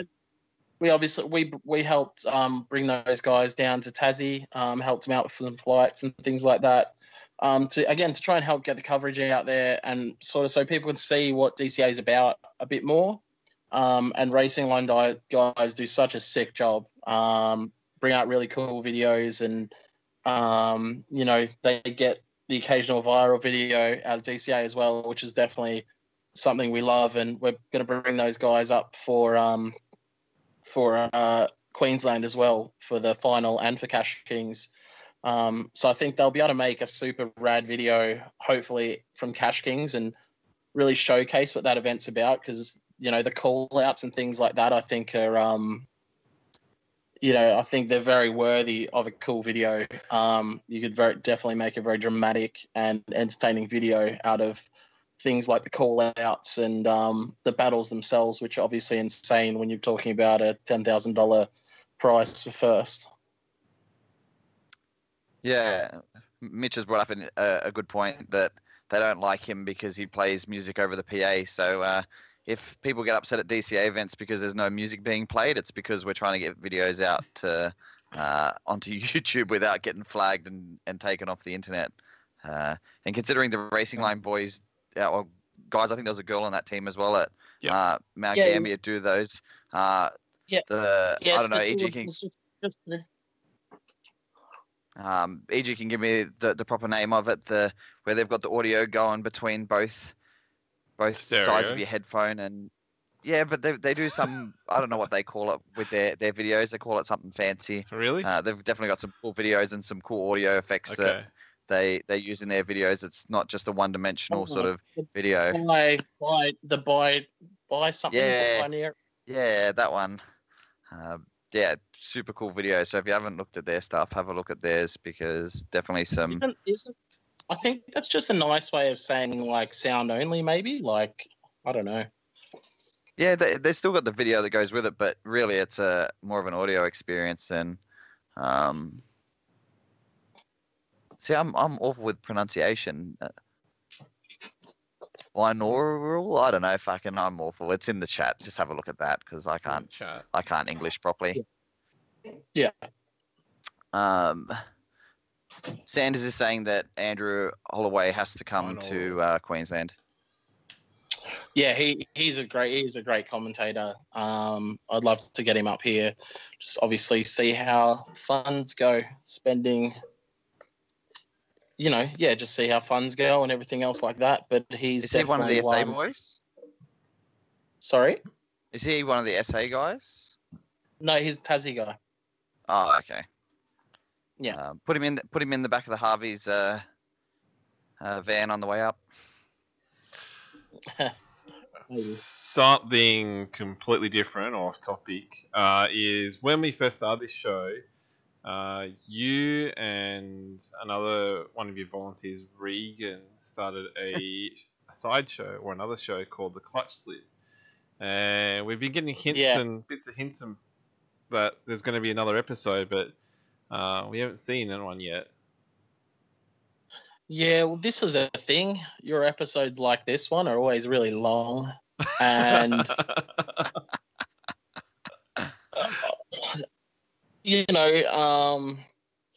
I was going to cry myself to sleep a lot earlier tonight, but I'm up here talking to you guys because I'm obviously upset about the current situation with my daily driver and tow car situation. But yeah, I just sort of don't have the time, and I'm not doing enough driving. I think if I was still doing my regular job, driving trucks, like I would be badgering you guys to do more episodes. But the way it is at the moment, I find it very hard to get time to sort of listen to a full episode, unfortunately, just due to being busy, obviously. Yeah. And kids, you know what I mean? Like spare time is sort of spent hanging out with the kids and playing with the kids. Yeah, a lot of the other podcasts I listen to, I only listen when I do the big trips away, so I just sort of save them up and then play them all, like 5 or 6 episodes at once. Okay. And Regan's been really busy at work as well. So that's sort of where that sort of stands at the moment. But we're definitely keen. And we're planning to do some camping trips in the future later this year. So I guess when we go away, we'll if we have reception, we'll definitely get something going. Yeah, cool. Drunk camp episodes of Clutch Slip. It sounds a bit risque. It might have to come on after 8:30. Yeah, it'll definitely be 15 plus at least. Depending on the time of night, it might be X-rated. Oh, Jesus! And this is with you and Regan, and it becomes X-rated. Well, no. Let's not go down that. Okay. We all know who the X-rated connoisseur is, EG. I don't think EG saw the picture that popped up in the comments on my share of this episode. No, what of was... you of you with your black afro. Didn't you appeared not to have a shirt on. Hey? Yeah, singlet. Oh, was there? I don't know. EG, especially in the early years, in the early years of DCA, EG definitely. There's no singlet in that picture. we'd be like sort of 10, 11 o'clock at night, and we'd be like, "Where's EG?" And you'd see him the next day, smile on his face, and oh yeah, strippers are no good in this town. Yeah, and then usually I'm pretty ratchet for the next day, so. Oh, so that's why he's the head judge. Yeah, he's definitely more taking it more professionally now and easing up on the hookers and strippers and everything else. I don't think there was ever any hookers, but we never know these things. And just an FYI, there is an Asian brothel just down the street from Archerfield Drift Park. Okay. I'm not even. In case anybody needs to know. I'm not even joking. It's there. So yeah, I didn't even know about it until like a few months ago. Someone's like, that building, that's a brothel. I was like, yeah, right. So I sort of drive past it all the time, but didn't know. Wondered why there was a heap of VTECs parked out the front. Connor's been making trips to Queensland, has he? Is his car even VTEC? Yeah, it is. Oh, yeah. imagine. No, we did a H22 conversion. Oh, look out. So, okay. You need 3 of those. 3. He's on his expanding DCA. Bringing DCA to New South Wales.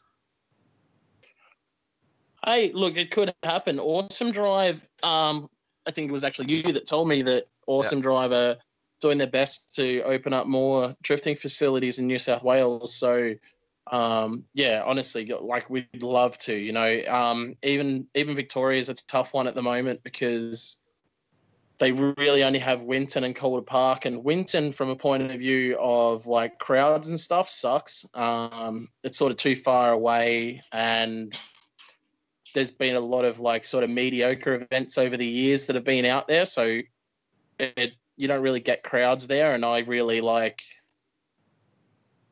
the crowds definitely make the event, especially any of them really. But, I think you want to have a big crowd if you're going to have an event. So that sort of always rules Winton out for me. And then Calder Park, just such dicks to deal with. And their pricing for what they have is crazy. So it's somewhere where we would like to run an event, but it's not viable realistically. It's not worth hurting the business to run an event in Victoria, and they already have quite a few Vicdrift events that are filling up their calendar anyway. So as much as I think we should have it around there, and as much as I'd like to, until we find another suitable facility, we won't have a Victorian round. Don't worry, I am looking, and it's definitely something we want. And we definitely obviously want a New South Wales round as well. I feel like, it helps establish it as a national series. Even though, we are visiting the 3 states and we are getting drivers from all over the country, as far away as Darwin, it still would be nicer to, get a few more states in there as well. Yeah, and it's trying to make it that little bit more contagious so a few more guys can sort of commit themselves to a full season. It was pretty notable that there was no New South Wales guys in Tassie and no Queensland guys in Tassie. I was fully booked and then, pulled out last minute. And, I'm glad I did. But, yeah, actually, in saying that. What happened to bloody Thingo with the 120Y? I thought he was all booked. Yeah, no, he wasn't fully booked. He's potentially watching now, or his brother is at least, but he's going to Queensland next weekend. Oh, dog the boys. Yeah, that's it. I think he was pretty much organised except for the fact that he needed a second person to be with him, and he couldn't get anybody to sort of lock in and go down with him. So a bit like me, no friends. Yeah. Why didn't you go with him? Oh, that's right. You were trying to be like low style and just not even close. Not even close to low style, but just hoping that my car might actually work. Yeah. I should just stop hoping. Yeah, that's probably realistic. But that track is Um, really cool, and that's where you should hold around. Yeah, see, again, it's definitely somewhere that would be cool, and it's just looking into that situation of crowd and whether it'd be viable from that point of view. There's so many things you have to think of, and I guess that's one of the things I even expressed to Rob, that's running Drift Masters next weekend, not this weekend, the following weekend, is the time frame. Like, he's sort of got 9 hours, I think, total to run 60 or is it 40 pro-am cars through a round robin qualifying system, which takes like quite a few hours. And then also a pro top 20, I think it is. That's a hell of a lot to squeeze into one day. So I feel like, with my events, I like to make sure practice and track time is at a premium. So I don't know. That one for me, it's tough. Like trying to run so much in one day, but with the expense of that track, it's sort of what you had to do. That's the only way you can cover It's the only way you're going to cover your butt at a track like that is, have that many entrants and try and do it all in one day, because the track is just so expensive. Yeah, and the problem with even running a normal event at QR with just normal battles is trying to get cars back to the start line. Like, yeah, you've got like a minute and a half taxi back to the start line if they're hooking it. Yeah. And even with Tassie, like, we lose a lot of time with guys getting from the finish line back to the start line. And that's the shortest track in the country. And, we're just drifters, we're not that bright. No matter, we can tell guys 3 or 4 times before they leave the pits and at the start line and at the pre-grid and everything to hook it down the back straight, and they'll still be like 3rd or 4th gear beside each other talking shit, taking their time to get back to the start line. And it happens like constantly. Like, that would be probably, I'd say, the most at Tassie is you hook it down the back straight, and then we're constantly having start line repeat that to the drivers, constantly having pit exit repeat that to the drivers, and then you've got to account for, Queensland Raceway Corner 3, which is the first initiation, is there's a sand trap 3 feet from the edge of the track, which catches, people get buried in it all the time, so that's going to affect a lot. And Queensland Raceway have been a little bit, I wouldn't, they just, they haven't fixed a lot of the edges. So I know that from friends that have been there recently, have like bent arms and things like that from, dropping tyre off the track. So I think that will somewhat affect things anyway, especially when you're talking about a round robin judging qualifying system. If you went out and dropped a tyre, and bent an arm and you couldn't make it out for your next battle, because obviously they're going to have to be, to fit in that schedule, there's not going to be any 5-minute rules or anything like that. No. You'd pretty much just have to have it like ready to go at all times. So, something like that will take you out, I guess, pretty much. Yeah, and I'm pretty sure next weekend there's going to be close to, if my maths is pretty much on it, up near 200 battles in the day, which is pretty ridiculous, really. So, and look, the round robin system is great for an L2 event, but it's not. I don't think it's not a great thing to necessarily sell the public, because I know when when Rally was sort of starting out, I sort of went down there to help, and they were doing the round robin system, and as a judge, it was a fucking nightmare to judge. Honestly, like it's super hard to judge it fairly because people spin, and it's sort of hard to delegate points. And as a judge, honestly, like my brain was fried, and you end up judging for hours and hours and hours, and like judging's hard enough as it is, which I'm sure EG can attest to, but add in a million battles trying to judge them all, it's impossible, Yeah, it's really hard. Yeah, and don't expect feedback from at the end of an event like that, because you're literally going to be a number that sort of people they're just jotting down because I think the way they're running it is, it's a driver search, so as opposed to any other competition. So, 4 battles for each driver, and then if they've accumulated enough points and they're down to 4 drivers, then those 4 guys get to try and drive the 350, and then they sort of doesn't matter if you win or lose those battles in that car, but then they choose the most professional looking dude who handles that car the best, and then the pro side of it is a proper competition. But I think it's have a shave, tall, white, wear a race suit, all that sort of jazz. Yeah, and I don't even think they're doing proper qualifying for that one. I think it's just a draw, maybe, just to save time. Yeah.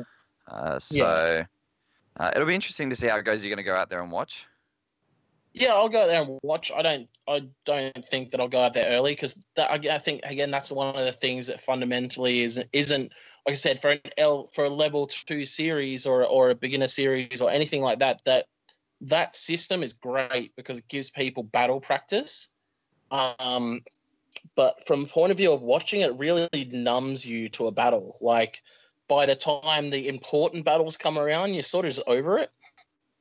Yeah, and it's not like descending trains or everybody's going totally ham because everybody's going to be a little bit safe trying to win battles and stuff, as opposed to expression sessions at DCA where people are just going absolutely nuts anyway because it's not part of the competition, nothing to lose on that run, so they sort of send it. And this will be a little bit, I would imagine, a little bit dialed back for most guys. Yeah, well, it's something, you'll definitely have to play a bit more strategy. And you're not really going to have, I think that's another thing that if they do have a practice session, I honestly haven't looked at the schedule, but I'm assuming they do have some sort of practice session. But when you're talking about 40 amateur guys, you got to be realistic and think that at least a handful are going to end up in a sand trap at realistically minimum 5 minutes of recovery. If not a shitload more if it's raining. It really doesn't leave much time for actual practice laps, and it's not like not a lot of guys are going to go out for their first laps in tandem, so they're only going to be single car runs as well. So it is definitely going to it's going to be a tough one, and I really hope they pull it off, but it's definitely going to be hard. And as a driver, you're really going to have to be like eagle hearing. Well, eagles have the good sight. What has good hearing? But you're definitely going to have to listen out to the announcements and make sure you're like in your car and ready to go. Otherwise, you'll miss out. So. Yeah, not one of those events you can show up and be like, oh, I've still got to cable tie this in and sort of get this finished before I dawdle out on track. You sort of got to show up to the track with everything crossed and dotted and ready, just in your race suit the day before almost to be ready to be out on track. Basically, don't turn up like Greg does. I'm normally pretty organised most of the time. Yeah, but you can't break by like the third lap and then you're done. Oh, yeah, but that's, I've found some beautiful pit areas in the country. Mount Gambier's pit area is beautiful. Swimming. I've been swimming in it. I don't rate Archie's pit area. It's a bit dirty, but it has a nice lake when it rains. And Port Macquarie's pit was quite nice for the amount of day I spent there too. You should just do pit reviews. Tassie's great. Like more V8 supercar tracks would be great. Yeah, Greg's pit reviews because he's definitely an expert in that area. Yeah, I rate Tassie. Tassie's been my favourite. It was nice to work on some proper concrete. I was going to say the first year you were down there, you definitely spent a lot of time laying on that concrete. Yeah, no, it was good. It was good. I definitely rate that. That was a good one. So I think if you have that sort of situation at Archie, you can just where Zell Garage now is literally around the corner, so you would just trailer your car around the corner and put it on a hoist. And it would be warmer than Tassie. Oh yeah, everything's warmer than Tassie. So I guess National Series, you haven't thought too far ahead for next year. Well, you thought about it, but hopefully there's some things to come. And if if things sort of work out, hopefully there's a couple more rounds than just the 3. But at this stage, we'd love to do the 4 rounds again with 1 dropped. I think that was a good initiative to encourage guys again to sort of chase the series, but with a realistic expectation of dropping a round, whether it be you're going to all 4 rounds and you drop 1 sucky score, or whether you can only attend 3 rounds. I think, I definitely think it's a good thing. But then, being a summer series, and I think giving out large prizes at each event rather than just at the end. We'll still obviously have a cash prize and the World Time Attack spots for the series prizes, but I think it's really going to, I think it'll be a cool thing and definitely sell the event on a larger scale, especially from the public's point of view as well. You got to understand making a poster and telling everybody that we're giving away an overseas drifting trip, even for general public, are going to be like, oh, wow, this is a big deal, rather than, your $1,500 or $2,000 or whatever for first. So that's definitely, I think that's something that'll work for the drivers and will work for helping getting more spectators to events as well. Yeah, for sure. I never actually thought of that side of it, but yeah, that does add an extra level of excitement for trying to draw more of a crowd in. The guys from Racing Line. Look at Cash Kings. Like Cash Kings is a one-off event with a $10,000 cash prize. If you were to put a monetary value on each one of these trips, like they're well over $10,000 each. So yeah, for sure. Perspective, it can definitely build a bit more hype to an event. And I could foresee a lot more Victorian guys, for instance, making the effort to get to Tasmania or Mount Gambier for the chance of a trip overseas, rather than, we can't get to Queensland or something like that, so why would we bother doing one event, Yeah, and I guess as much as part of me goes, well, it's only fair that the guys who support the series should get more chance of the prize, but it's sort of proven that you've done it. It's been 2 years now with the big prizes, and even the year before that, before I came in, there was those prizes as well, but you've sort of pushed it and tried to hope that people would throw the loyalty behind and chase those prizes. But once people do see that they've sort of missed out after the first round and they're like, oh, I don't have a strong chance at it, you see the guys start to drop out, where you sort of start to raise the incentive a little bit, and you can't cut your market like that. You've got to improve the market. So it is the right way, I think, at this stage to take it. Yeah, I don't know. I would say hype around it, I guess.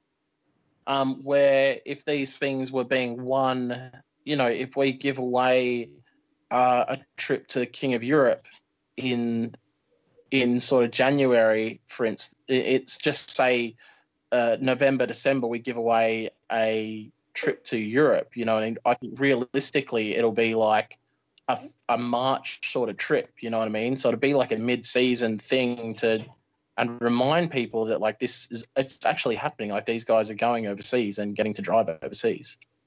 Yeah, definitely. I think it's probably something maybe it's worth looking at doing too.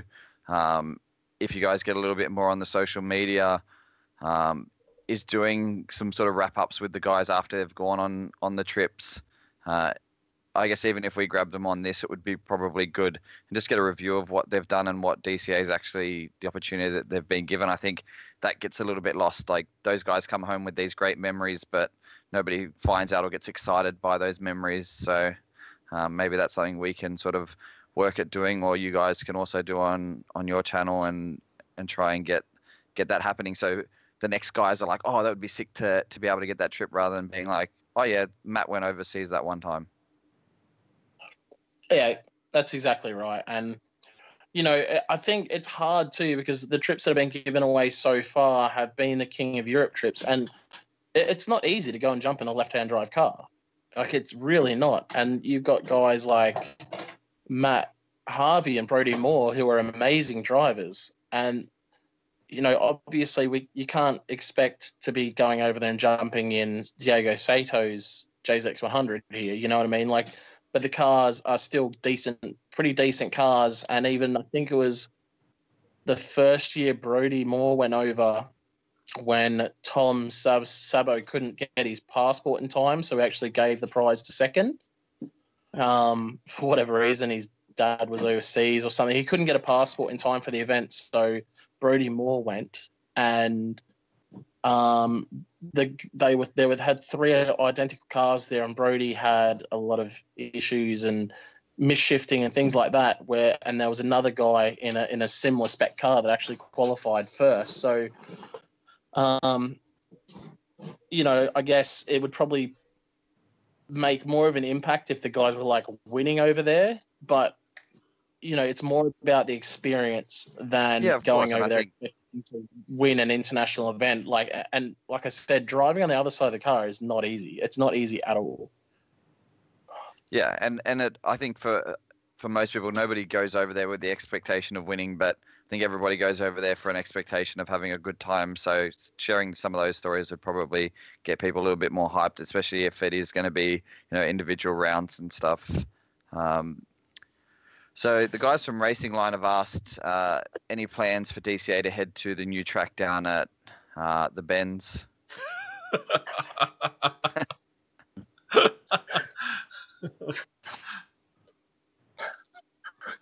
I've been kicked out of the bedroom. Oh, okay, that's fair. Any plans to head to the Bends?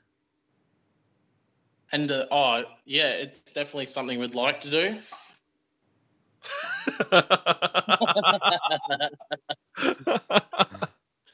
So, look, there's trophies are cool, but I'm proud of this. New toaster. What about the seat you stole, mate? Sorry? What about, trophies are cool, but stealing seats is even cooler. Stealing seats? Oh, yeah. Wait. Where are we going here? Oh, yeah. There's some other... Where is it? There. There are like some trophy things there. Like Gymkhana, la-di-da special things that are meant to be, I don't know, really nice. But they just collect dust because they're kind of ugly. They got a monster on them. So that's where they stay, in the garage. Nonetheless, a cool trophy idea. Sorry, where were we at before I started walking around? Asking if you'll try and get down to the Bends? Yes, it's definitely somewhere we'd like to go. We do need to, I'll be sending emails and stuff off to them ASAP. Just like I said, getting everything else under control first. And, it's having that talk and seeing where they're at. Last I heard, they weren't interested in anything but CAMs or AASA. So that's a conversation we'll have to have, sort of thing. Races is still a relatively new insurance company that was originally part of AASA. So, yeah, it's a chat that'll have to happen. And I guess we'll, cross that bridge when we come to it. But 110% the place we want to go. The track looks amazing. Whoever did, as the conflict of Pickering helped design it, Stewie helped design it, and all these other drifters apparently, and all that sort of stuff. But it's a really cool design, multiple layouts. It's the dream. So it's definitely got a bit of everything in there. And, they're lucky to have a facility like that for sure. Would it be somewhere that if you could secure for a round that you'd end up dropping somewhere like Mount Gambier, or is it somewhere you try and double visit South Australia, or just one-off events, so like run Cash King sort of down there, or? Yeah, there's definitely no way we're going to drop Mount Gambier. I think that would be really stupid of us. It's such a cool event, and it's there was that other thing where people were drifting around an industrial block that they called Real Street or whatever, but it was not, in my opinion, a street event. So, sorry, I'm just sort of doing stuff at the same time. Getting comfortable again. Yeah, I'm gonna say it's Australia's only genuine street event, and it's as close to Togay as we're going to get for the time being. That's for sure. So that's definitely one. We'd just probably end up having 2 SA events, and to be fair, Mount Gambier is like on the border anyway. It's halfway between Melbourne and Adelaide. So I guess it would be, still a good event for the SA guys and the Melbourne guys, but the crowds are great there. The track is great. So yeah, we definitely enjoy going to Mount Gambier. It would just be a case of adding another one, and we get really good support from SA drivers anyway. So definitely like to be able to show support back and run more events to suit. Yeah, for sure. If anybody has any questions, feel free to shoot them through into the chat, and not the free hot girls one who keeps dropping comments that I've had to remove a few of. It's been some good spam ones coming through, and then people dropping them PMs. So is that why AG's so quiet? Yeah, it's funny. Why is it that the first time Luke comes on the show that's when we start getting these random spams show up? We never had them before, and now we've got them. Yeah, that's all about it.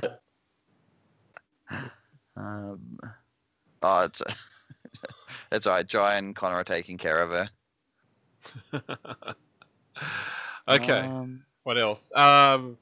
With regards to DCA, there's already a lot of drivers, but there's some drivers that you see in other competitions, or older drivers that haven't made an appearance to DCA. Like, is there a few people that you'd like to see come on board? I know there's some other drivers that are already in this series that want to see particular people actually enter, but is there any that you'd like to see enter?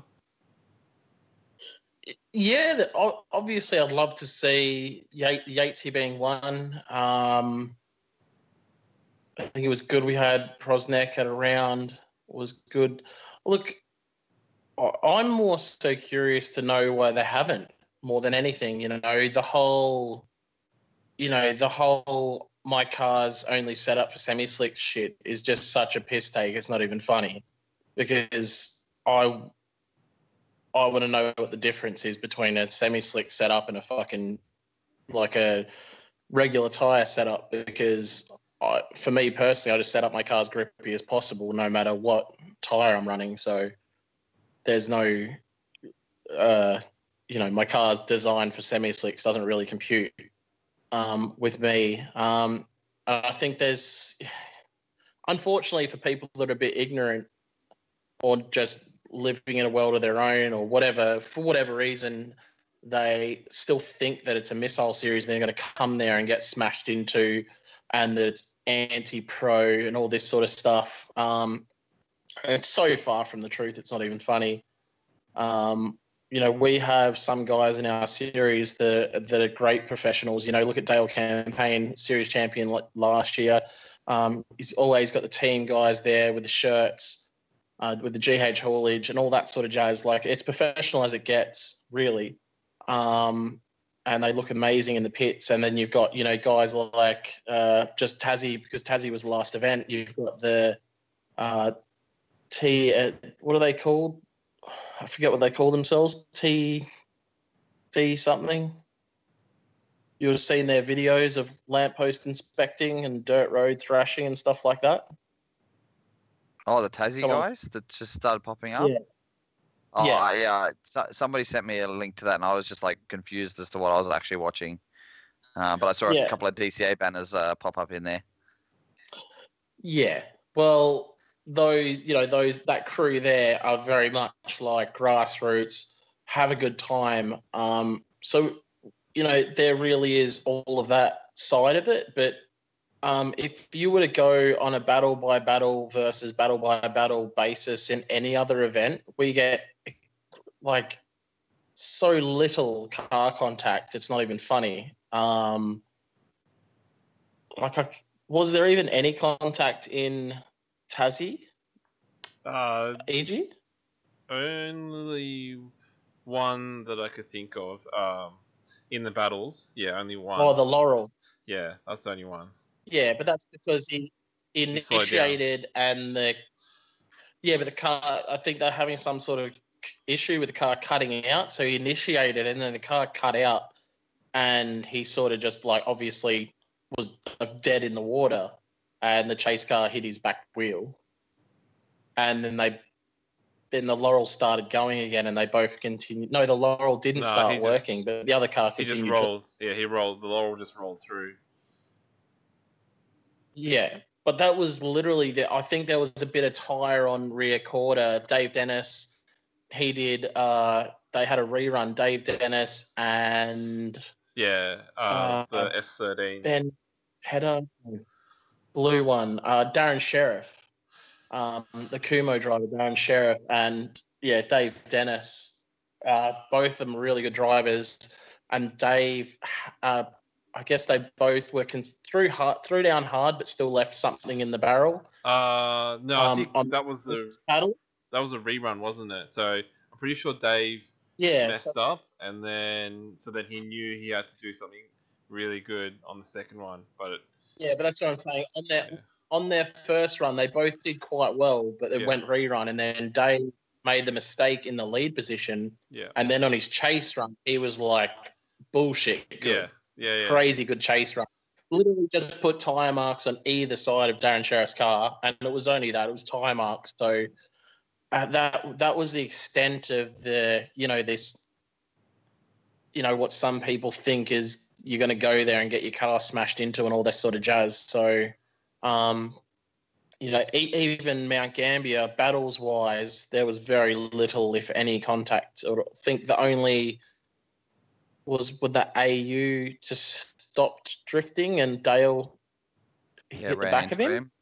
Yeah, and then there was Buddy Hemmings decide. And then Hemmings trying to go back in time, going way too fast over the hill. Yeah, but that wasn't car. That wasn't contact. Car on car. That was that wasn't car on car. That was his own doing. But I'm pretty sure that was it. I think even Logan and Ben was just Logan putting himself in the wall as well. So took tail light. But so if you were to look at that realistically, and then look at any of those events that these guys are doing, and then claiming that they're going to come to DCA and get run into, it is it's pretty ignorant. Like the events that they're doing, the guys are running into each other like hard. Pushing in sills and stuff like that when they make contact. So I don't know. I guess they probably need to look at their situation a bit more and be realistic and actually, I guess it's going to take them being at an event to understand. But I think also the fact that you've got the racing line videos coming out now. So the fact that, the battles start to finish from Tassie are on show, where when you do compilation videos from events, you put the exciting bits, and a lot of the time those exciting bits at DCA events tend to happen either in the 60-minute to win it or after the event's actually finished. And a lot of people just get caught up in the madness.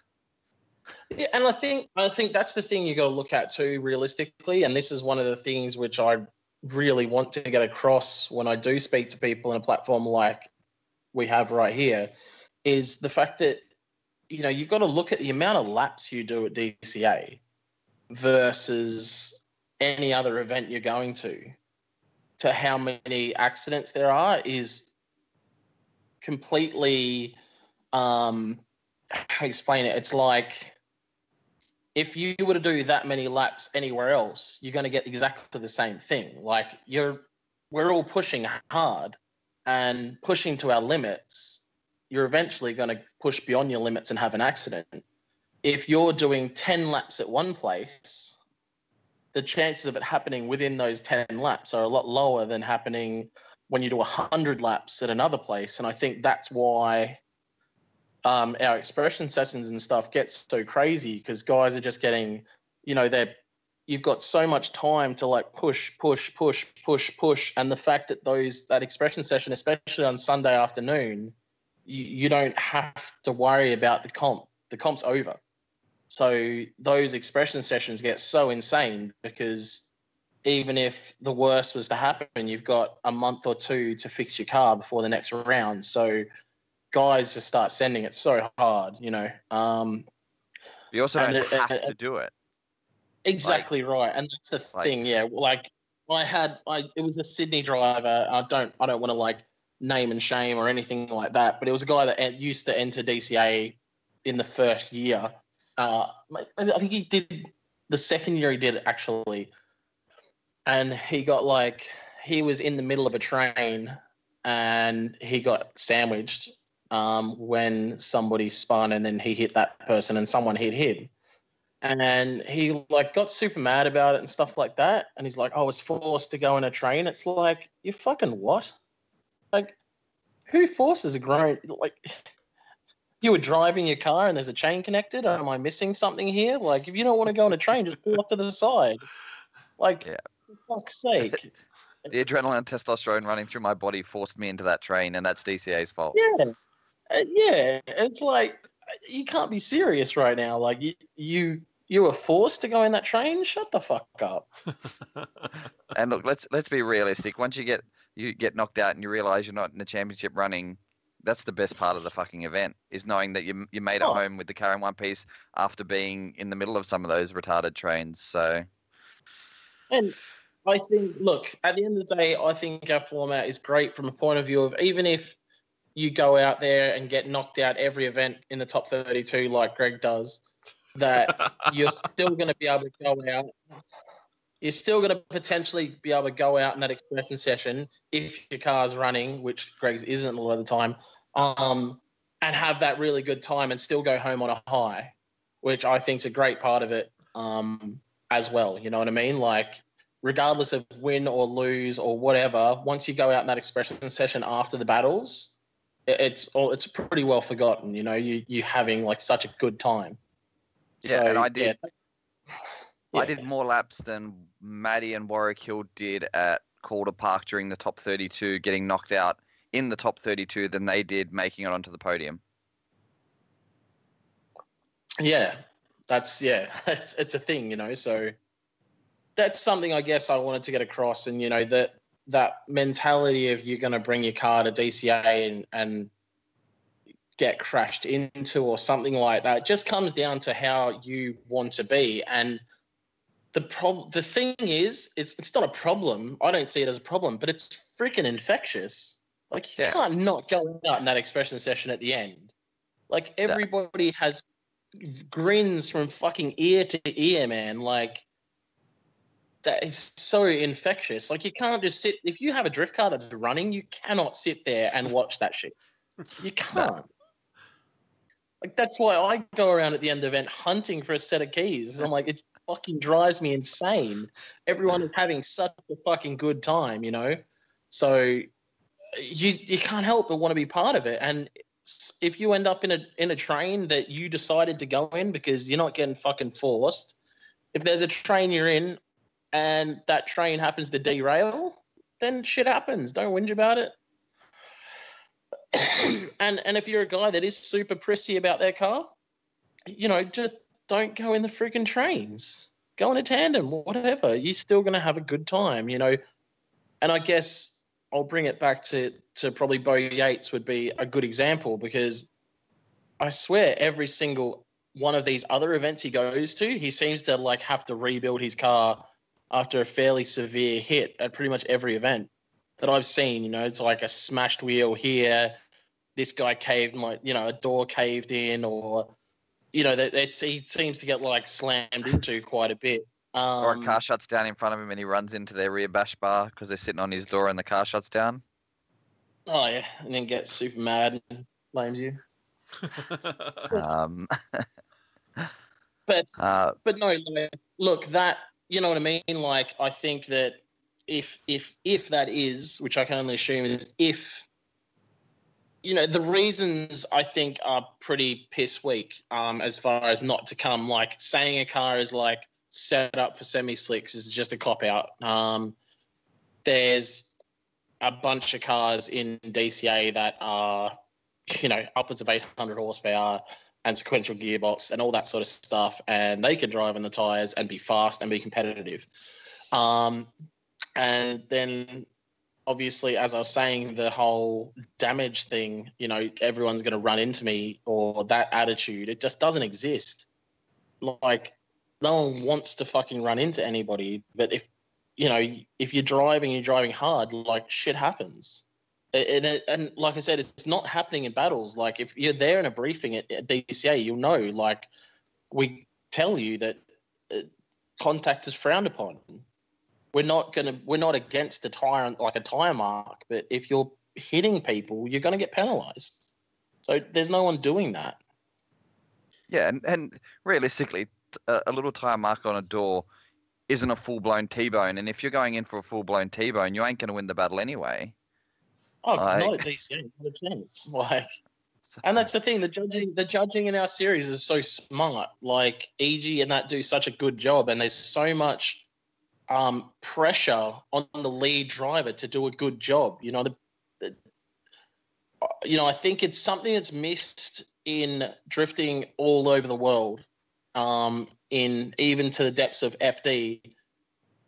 The simple line of you just need to adjust to the lead car is bullshit, in my opinion. Like, you can't have a really good chase without a really good lead. You shouldn't just have to adjust to a paper bag, like I use the analogy. It was actually Matt Field that told me the analogy.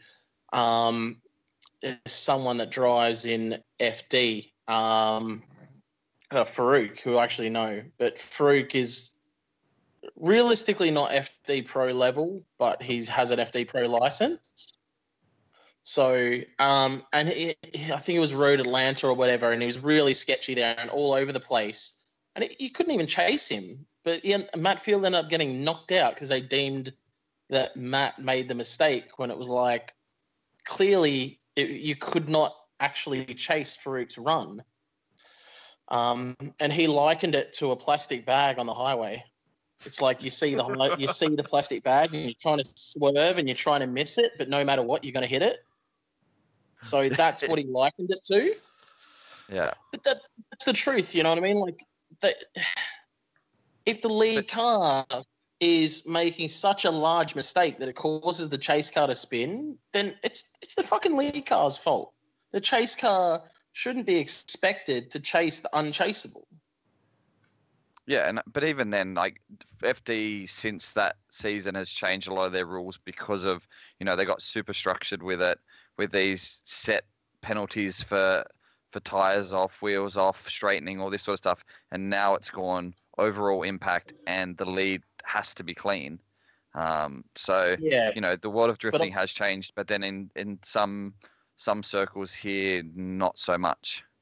Yeah, like at the end of the day, like a lead is every bit as important as a chase, and in Australia and other parts of the world, and trust me, it's definitely world over. Yeah. That way too much concentration is put on a chase rather than the lead. Like, the lead car seems to be able to wobble around and go wherever he wants. Not wherever he wants, but not have a clean lead. And then the chase car is penalised for not doing a fantastic chase because that lead was so average. But then instead of penalising the lead guy, they're penalising the chase guy. Which obviously, in my opinion, and that's the way we try and run DCA, it's not right. And then in that same sentence, you'll see the battle switch, and the guy who was trying to chase and had a hard time because the other guy was crap, he'll do an amazing lead, and the guy that's average could do a decent chase on it because the lead guy was fast, on point, doing everything he was meant to do. I'm allergic to bad leads. See that?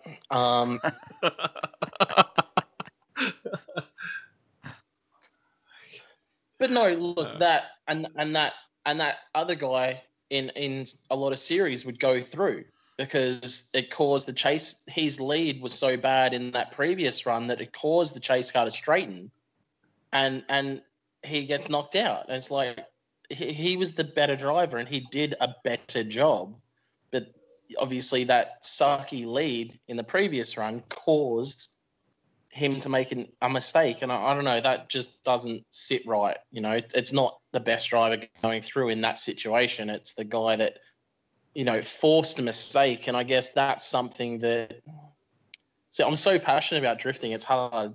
Obviously, me and EG, passion-wise, and you just a book of knowledge as well, Greg. Gerg. But no, but you know, I think one of the things that's always made my blood boil when I'm watching drifting is the kind. And it even happened at the last FD round, and he's going to do this lead run and he's going to throw it down and hope. You know, all he can hope for is to force a mistake from the chase driver. It's like, you fucking what? Yeah, I think they mean a mistake. But I think what they mean is that they're going to go so deep and so hard that they hope that, you know, the chase car comes in that little bit deeper and ends up in the wall or something like that. I watched Daigo in person do it at Irwindale and just push that little bit harder and faster, and then. Yeah, he was fucking checking up and making cunts crash.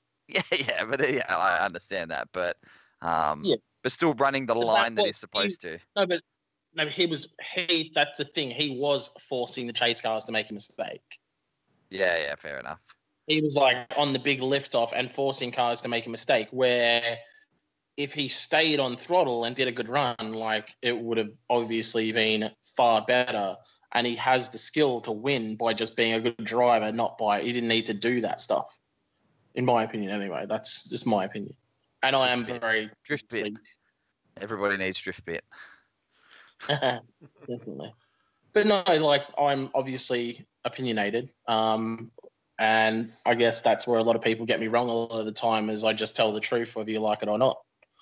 So rubbed off on EG. Yeah. Maybe that can be DCA's. Maybe that can be DCA's slogan. DCA, the honest series. No smoke is blown up. We blow tire smoke, not smoke up your ass or something. Look, you talking about blowing in asses and all that sort of stuff. Like, I know that leotard's probably in that door behind you. Like, I've had enough of talking about that with you. But no, look, I think that, you know, I think where we're trying to push guys and having that massive emphasis on the lead and making sure that lead is just as valuable as a chase still takes people off guard, you know, that are used to the traditional Australian judging that was very much like sort of 80-20 as far as, you know, it seems like a lot of emphasis on that chase, and you could sort of do, you know, an average lead and win, you know. And you would see it sort of happening quite a bit. Yeah, I guess hopefully my hopes with the series are that with the racing line guys doing a little bit more this year, that people see some more of the battles, that a few more guys start to just get out to the events and realize how much track time is involved. One of my mates who came down to Calder with me last year, you know, not super into competitive drifting, but if, you know, the opportunity to drive that layout at Calder came up again or something like that, he'd be definitely down to come to a DCA event because there's just so much track time. And it's just getting people to follow that. Yeah, and we've had guys turn up at DCA just for the track time alone and found themselves qualified, like, you know, quite high up and not realising that they were as competitive or as good at drivers as they are, you know what I mean? Like, guys that sort of underestimate themselves, you know, and sort of come along and I'll send it anyway and, you know, do a really good job. Like, I think Jacob Vigliotti would be one of those guys in the 1J Cressida. He came to Mount Gambier and did the practice on the Friday, and we gave away a wildcard spot. Gee, it's a good idea, that wildcard spot, isn't it? Wonder who thought of that. That's called lack of numbers. Yeah. And that was what we were trying to do on that first Mount Gambier. So, yeah, we've done that once. Not every round. No, don't need to.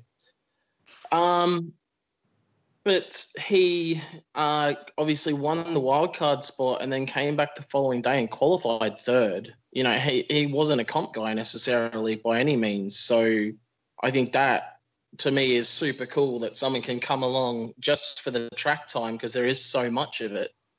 And then potentially, and then I guess, you know, where they weren't necessarily thinking about doing a comp, are now sort of getting into it because, you know, they didn't realize they were that good, or they thought that comps were more or less. They thought that because it's a comp, it means that it's not as fun. You know, that sort of stigma, I guess. Yeah, for sure. And it's more of a friendly style competition. I know a lot of people take it fairly seriously, but it's still sort of, at the end of it, go shake hands with your mate and sort of, you know, go out and rebattle them again in the sessions after it or whatever, and try and prove them otherwise. But you don't sort of get in the other series where once you're done, you're sort of done now. Especially now that, you know, the short form of high tech, where it was on the figure eight, you know, once you're done, struggling to even get the event done before being kicked off track at night time. Even when we ran Super Drift, it was the same deal as well. And now, you know, their new format being alongside other series, like, you just won't get. There's the first day with a little bit more track time, but after that you totally lose it. And I think that's where, even listening to some of the Max Driftcast interviews and just a few of the FD drivers vlogs and stuff now, most of them are realizing that seat time is becoming king. Like, they've got these sick cars, but none of them are driving them often enough, and then you're going against guys like Peter and James who drive that style of car so often now, and they just can't keep up with them. They can keep up when they could keep up when it was, you could get away with a one car width gap between cars, but now that you've got to be inches off door in these super gripped up cars, they're realizing that you've got to actually get some seat time. And I think we still struggle with that here. And, you know, my car's a testament to that building a expensive, crazy car was more important than trying to keep up with the big boys, rather than actually learning how to drive to keep up with the big boys. Yeah. And how can I say it? It's like, I forget, what's Front Tugger's name again? Connor. With the Prelude? Connor. You know, like, realistically, like, he didn't drive in any of the competition, like qualifying or battles, and he still would have done well over 100 laps at Mount Gambier. Yeah, would have been pretty damn close to it. That, you know what I mean? Like, you know, the sort of track time you're still getting at DCA is up at Matsuri levels. So, if not, depending on the Matsuri, because usually most of these Matsuris 200 you know, cars. have 200 cars at them. So, you know, for the, you know, realistically, you're getting more track time coming to these comps we're running than you would out of Matsuri. So it's not a silly thing, you know? Yeah. And hopefully you guys can make it so that there's a couple more events in some other states in either this season coming or the following season. And I think it'll continue to, I think Sanders mentioned earlier that it's, at this stage, it's the longest running national series, or the longest running continuous series, I think, maybe other than Vic Drift in the country, really. So a testament to your stubbornness and you trying to bring the good times. Oh, you know, at the end of the day, I had been around the block, I guess, from a point of view of seeing events all around the world and being part of them all. And I guess a lot of people only know me as like the comp guy, but they didn't know about my light post inspecting years and the fact that I just want to do skids. That's who I am. I don't care if it's a comp or anything. Like, I was just lucky enough to be thrown the keys to a cool car for reasons that the owner can't even tell me, that he put me in his car and let me. He, to this day, he's like, I can't tell you why. I just thought it was a good idea putting you in the car. He can't. He legitimately, Dom from Holfords cannot tell me why he put me in that car. He was just like, I don't know. I thought it was a good idea. That was it. Like, he just heard that people had said, oh, there was this guy doing a really good job at inspecting the light posts and knew my custom plates. And it was just that, I guess it was a name that constantly got brought up to him. And I don't know, just that's all he can really say, is it was just a name that stuck in his head. And I was always going in there and getting his snow tires and stuff off him, like cheap snow tires to go out and drift on, because he wasn't allowed to sell them legally, sort of thing. So, and he'd let me use his tire machine and stuff. So I was always sort of in there. And the car that I had, I actually bought off of him. So I had some sort of relationship with him, but definitely not to the point of, driving his car because I'm his mate or anything like that. It was not that sort of relationship. But no, it was definitely, that's what people know. And I just want to drive. Like, I don't give a fuck what it is, where it is, whatever. I just enjoy drifting. So to me, I just want to drive a lot. So my idea of a perfect comp is DCA. It makes sense to me, like, full stop. You don't have to spend a shitload of money to be competitive. You do a shitload of driving. You have a party. I don't know. I relate it more to like the BMX style of, comps and stuff like that. It's just as much about the Saturday night party as it is about the driving. It's catching up with everybody and having a fucking good time. And because of the being able to share a car and all of that sort of stuff, I think it encourages you not to be a fucking dickhead either. Because if you're a bit of a dickhead, there's sort of no chance that someone will throw you the keys in battle if you were to have a car issue where, someone that's nice will have, hundreds of keys thrown at them where, I guess I've seen it happen at a Queensland around here. There's a guy that came and drove, and to be fair, I won't name, but he's a bit of a dick. And he sort of had attitude with everybody, and then his car broke and nobody would even talk to him, I guess, which it did suck. Like, it's definitely not what I want. But I feel like, I'd hope that if he came again, he would have a different attitude and be more inclined to be friendly and talk to everybody rather than have animosity towards people and push people away. Yeah, and honestly, the best part of sport and these sort of events is getting to meet people. And if you just want to be a high horse douchebag, then you're sort of losing, to me, 75% of the experience of a good event. So yeah, 100%. And that is it. That is it exactly. It's about traveling, meeting new people, and having a good time. Like, the comp is it's secondary, or it's even like the 100%. Third thing. You know what I mean? It's not the be all and end all of the event. It is a big part of the event, and what helps bring everybody together.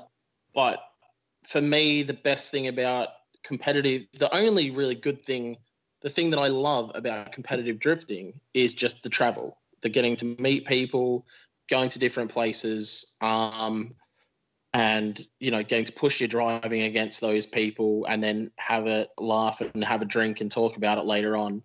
And, you end up with friends for life because of it, rather than being super serious, not talking to anyone, getting mad about shit, cracking the shits and going home. And you just, that's not winning, you know?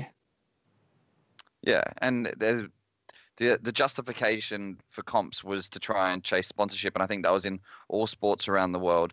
And now that the internet is, live streams, people putting up their own social media stuff, there has been even a swing away from needing to be competitive to gain that sort of sponsorship. You look at the All-Star events in Japan and over in the Super D stuff over in the States now. Like, those guys are traveling with those cars, and that's what those guys are purely doing now. And there's been a move towards that. So TCA is a bit of a happy medium between the two currently, I feel like. And I guess you got to look at your grassroots scene. Like, the Super D events are going off.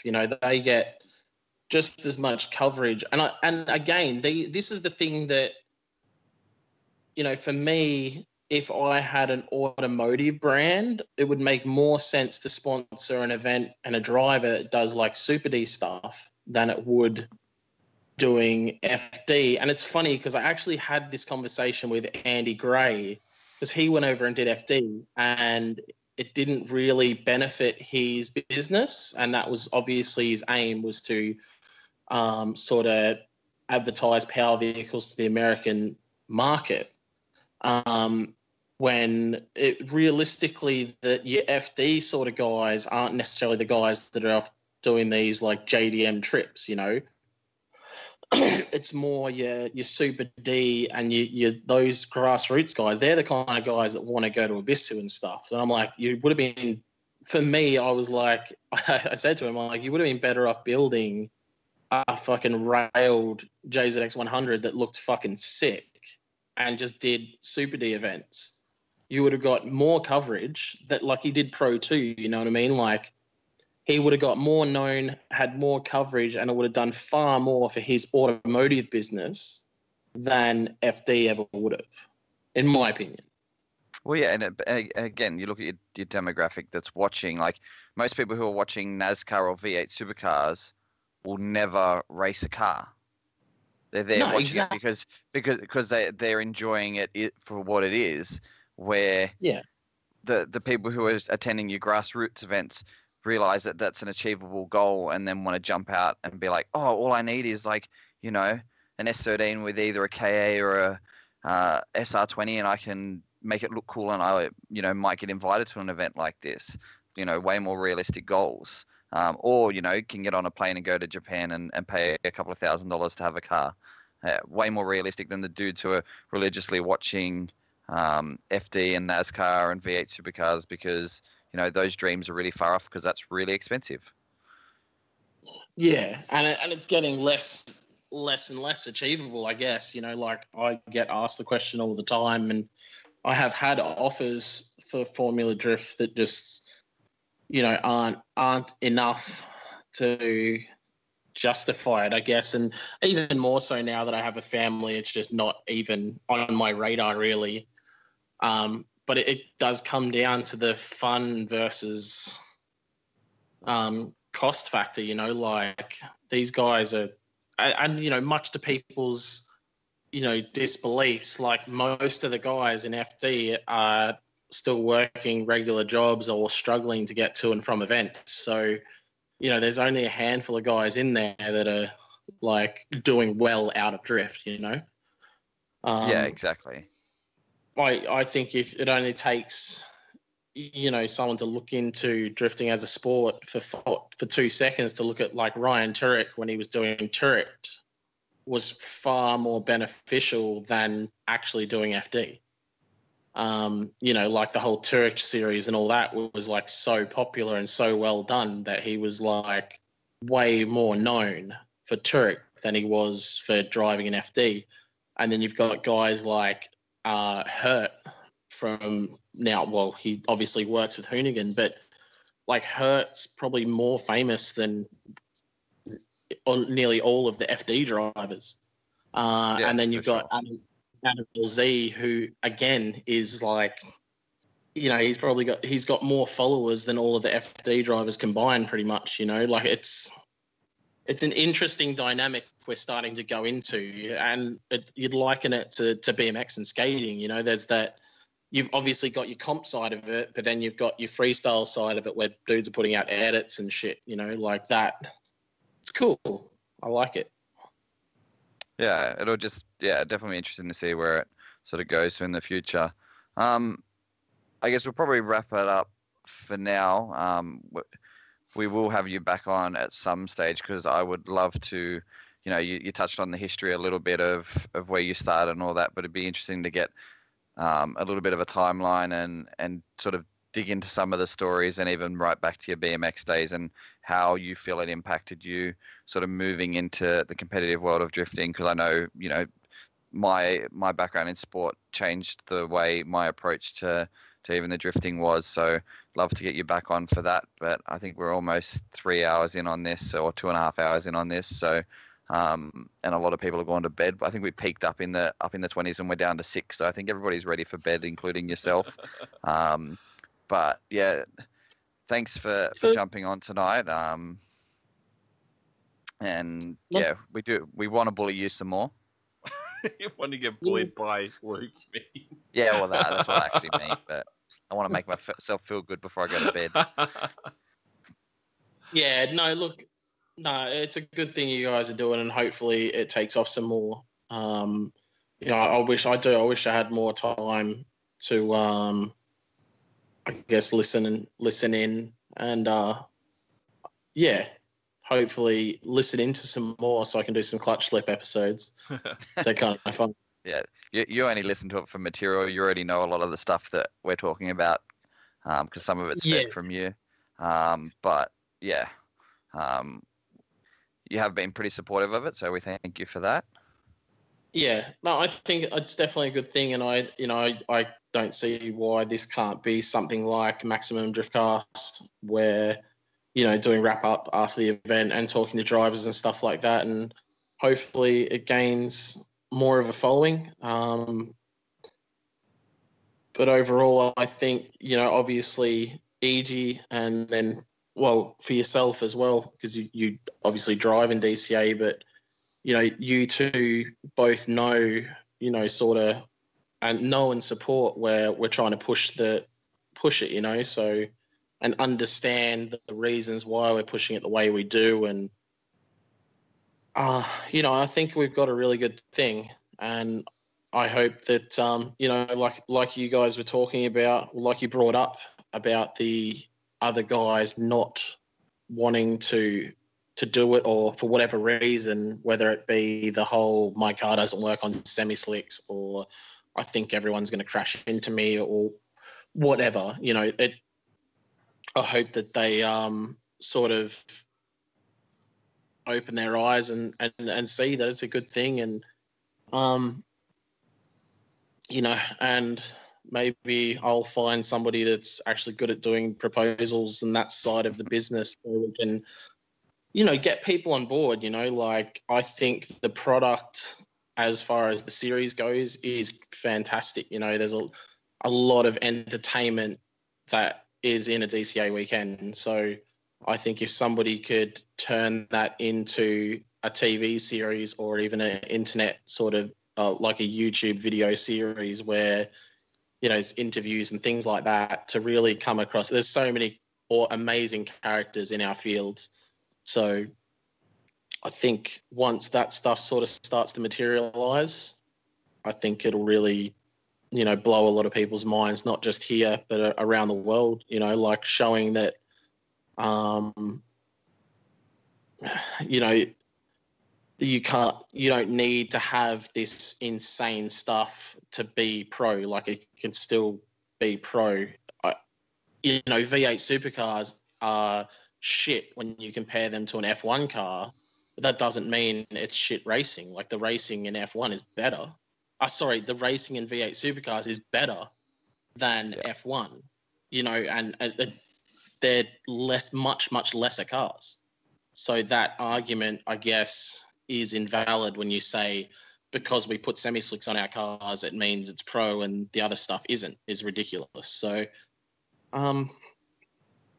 Yeah, and I think a subject I'd like to bring up with you guys next time, or something that you guys could maybe chat about in a future episode with someone, which I think needs to be brought up, is the fact that I think one of the good and bad parts of drifting is the fact that you can just buy a car, and even a pro car is 100% achievable for someone that's even middle income to go and build a crazy car. Like, these aren't unachievable things. You know, I think you teach ice skating, for God's sakes. Like, I don't know, there probably is a lot of money in that, but you know, and you have a pretty crazy car realistically, but you know, it's not out of people's reach. You know, there's a lot of other things that cost far more money, you know. like a house in Sydney. Well, no, I mean from a motorsport point of view, you can't even get into like basic circuit stuff for the price you can build a pro drift car. Well, one of the big things that people try to compare or like look for a cheap series is the Excel driving series, the Hyundai. But there's so much safety requirements with that where it actually blows the car itself might cost like $500 or $1,000, but then look at all the safety stuff. So things like the cage and then fire suppression. Then they're tuning. Yeah, but then they're doing like good suspension. They have to put. Yeah. You know, they're still putting slicks on them for every event, and then they're fucking right all the time. And then so then they blows out the car cost so that like a cheap sort of racing series like is seen as the Excel, but it isn't cheap. It's like $20,000, and each round costs whatever the entry fee is. A huge entry fee, and then you do a race of 10 laps. You do three races of 10 laps in a weekend. So you're doing 30 laps that are actually exciting, and you can't just take that car down to and you can't even just take that car to a normal track day, because cutting laps in an XL is going to be fucking boring as shit. Like, even if you are pushing it to its limits, unless you're going door-to-door racing in it, it's crap. Like, yeah. I think it's obviously we don't want to push this out to like a 6-hour one, which I said I could easily do. There's a lot to talk about. And the six people who are listening. And well, if they listen to it or not, but it's something where I am very passionate about, and I think that as much as it's such a good thing that it's cheap and easy to buy a drift car, it's also the thing that's fundamentally wrong with it as well, because you get these guys go out and build a pro car, and then they get this thing, they're a pro driver, and it's like, you can't fucking link two corners, mate. It doesn't matter how good your car is. So I think that's it's one of those things that's so cool that it's cheap and realistic to be able to build you know, a high spec drift car. The ingredients are fucking simple. You know, good power, make it strong, make it really light. Like it's a simple thing to build a drift car, and to make it competitive. But it's just because you can afford to buy a pro car, it doesn't make you pro. I guess that's something that I think is, you know, when I watched EG getting just, he didn't even say anything bad, but just saying go fast and all of that sort of stuff. That was pretty much, I would say, the epitome of what I'm talking about. Like you had cars that were far beyond driver levels, you know, and I think it makes drifting not look as good. You know, you can have a guy in a T28 that's pushing to his absolute limit, and he's far more entertaining, faster, better to watch than someone that's in a 700 horsepower car and flops around the track or cruises in, or, you know, he's not wide open throttle or anything like that. Drifting is also much easier to see that somebody's not comfortable or confident in either the car that they're in or even in the level of competition that they're in. Like it sticks out like a sore thumb when somebody isn't comfortable. Yeah, that's if you know what you're looking at too. Like if you're just looking at mid-corner Blaze, then, you know, there's all these guys that are sick.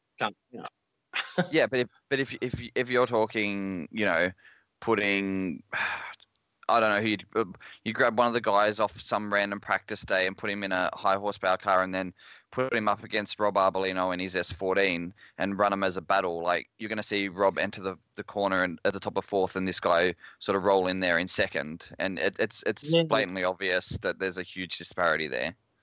But we're seeing it quite a bit though. Yeah, I know. But that's even worse. Like, it does start to show up, and then people start to turn away because it's like, oh yeah, well, I'm not going to watch an hour episode of something to watch two close battles. Yeah. So, or cars just spin off the track or whatever. So I think that's an interesting one that Easier can probably go into depth with more, because I know he'd probably have similar views of it. That's for sure from a previous episode. But it is interesting that, it's an interesting subject that it is so affordable, but it's also what, makes it hard as well for someone coming into it. I see a lot of guys getting burnt out fast and selling cars off. Yeah, but you've obviously still got passion for it. But there's a lot of guys that don't have that, as much. You're fucking obsessed with the sport. Like, yeah, but it still comes to a point where you get so disheartened. But you can still get really disheartened to it. Go. No, yeah, it's still to that point where, like, I'm at a loss right now with what to do with mine. Like, I'm so deep into it, but I really just want to part it out, do a 350 that I can drive on the street, just so I can drive with my mates again. You sort of get to that point, like, not to the point of the burnout that Sanders sort of said he went through, where he couldn't afford to keep doing the travel and stuff. If I really wanted to, I can keep pushing myself, but I'm not going to keep spending all the money I am to fucking park in pit lane at every event. But Sanders I know is Sanders is obviously he's a one-off guy. Like, he's paying for a house on his own, has no one living with him, is constantly renovating and all those sorts of things, and that's his priority. As far as, if he wanted to put all his energy into it, like, there's no doubt that he could. Of course. But his life priorities have just taken precedent over it. Who's to say that he won't pay off his house or whatever and then end up grabbing a car again and then starting to compete? It's just where the priorities lay at that point. At the time. But I I think all that sort of stuff show that. I think that it's just like, I wish that people could look to DCA as first. That.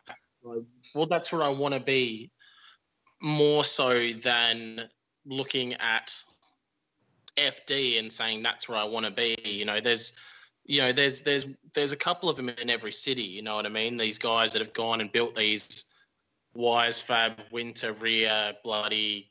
There's one up in there's a kid up in Darwin that's got a sprint car engine, Winters rear sequential bloody S13. The thing's off its head, and there's like 15 drivers up there. Like, what is the point? Yeah, definitely. And it's cool. And no doubt, he seems like a good kid, and his dream is to go to FD, but like, that can't be sustainable. For how long is that going to be sustainable? Even if your parents have got heaps of money, and there's only so long that's sustainable. Yeah, well, and it also takes, I think, some of the even the FD guys aren't practicing in those styles of cars because it just gets too expensive. Man, Dean Kearney's episode of Max D today, his taillights are like $400 and something a side. Yeah. If he can even get them, because they're only made in limited runs for a fucking Viper. Because he's trying to run a program with a unique car. Like, fuck. And he's done 3 motors this year. They're 4 rounds in. Yeah, yeah. actually, the year before he did a bunch of engines as well, and his engines were like 30 grand a pop or something. 30 or 40 grand, yep. Yeah, but I so think it was last year. The reason they were blowing is because there's something wrong with the AEM computer. So they actually paid for a couple of the motors. I don't know if you mentioned that last night, but yeah, I didn't. it's so much cooler if these guys got a more modest car, and it can, like, your car, you can literally just pull your fucking engine out and just And put put- something yeah. more reasonable in it. Yeah, and that's the point I'm sort of starting to get to, except for the fact that SR20s now fetch a premium the week before race wars, don't they? So I have one sitting there in glad wrap, metal head gasket ready to go, mate. I can sell you it. you probably need to. The price went up today, didn't it? No, but you just, like, the thing is, right, is you got to look at things in perspective. Like, seat time and driving is always going to come out on top. And I think me jumping in my barely built A86 that was down a cylinder, maybe had 350 horsepower at World Time Attack, and still I could make that car just as fast as all these crazy cars. But the fact is, like, these guys can't afford to drive those cars. Like, Yeah, who can? definitely. Who can afford to bolt a pair of 265s on every 2 laps? I don't even drive. My A86 is only a 400 horsepower car, but it fucking minces tires, so I don't drive it. I don't drive it anywhere near as much. I enjoy driving my lower powered cars because I can do a shitload of laps, you know, and get more seat time and ultimately become a better driver, where, you know, jumping into the bigger horsepower car is wicked. It is wicked fun, but, you know, you don't want to do it too much because it's just it's unsustainable. Yeah, 100%. And some of those tires, just you're not even using the tire in its entirety. It's just melting off the canvas. Really, it's some of that's not even going to the ground and being burnt up. It's just literally falling off the tire. Yeah. So. Yeah. Once you get that certain power level, definitely. So yeah, definitely. People have got it backwards a little bit, and I think the grassroots stuff growing more and more on social media is pushing. Where are you? Are you above me or beside me or under me? Where are you? In the video, he's on your left, up left, top left. Over there. Yeah, that way. Yeah. You got to pull your finger more back. Yeah. We've been having this, or at least I've been having this chat to Greg about his car and his sort of ideas. I can understand that you want, 600 horsepower, but really, if we've had this talk before, but you just build that 600 horsepower car. Yeah, you and need run it on 400. Yeah, and that's sort of where I'm going back to now. Even, I'm on a 21-pound spring in the wastegate. I'm thinking if I get it back up and running and I keep the setup the way it is, it'll be dropping down to something like an 18 anyway, and just leaving it there. And then just, I can understand if you want to build that car, you build it. That's the car you want, but you need seat time. So. Well, yeah, of course. It's not even the car I want anymore. I just want to drive with my friends. Yeah. I think still getting something like a practice car, I'm sure there's someone that you can stash it. You don't have to keep it at your house.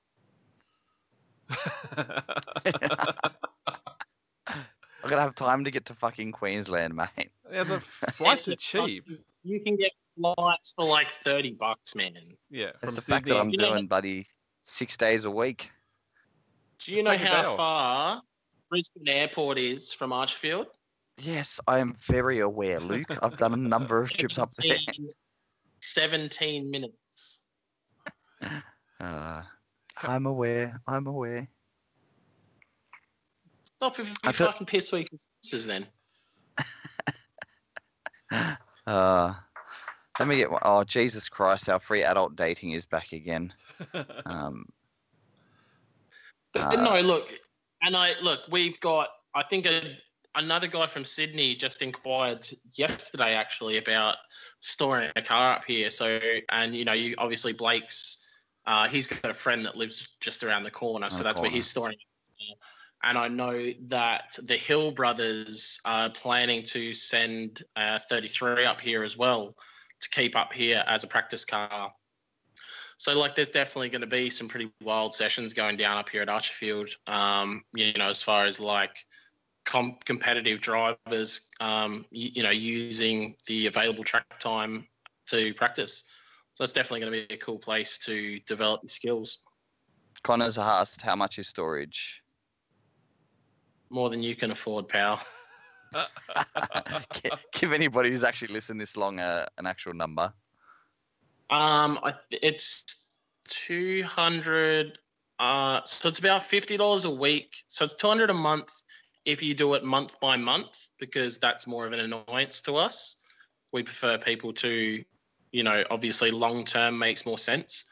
I think it only works out to be like $20 a week if you do a year.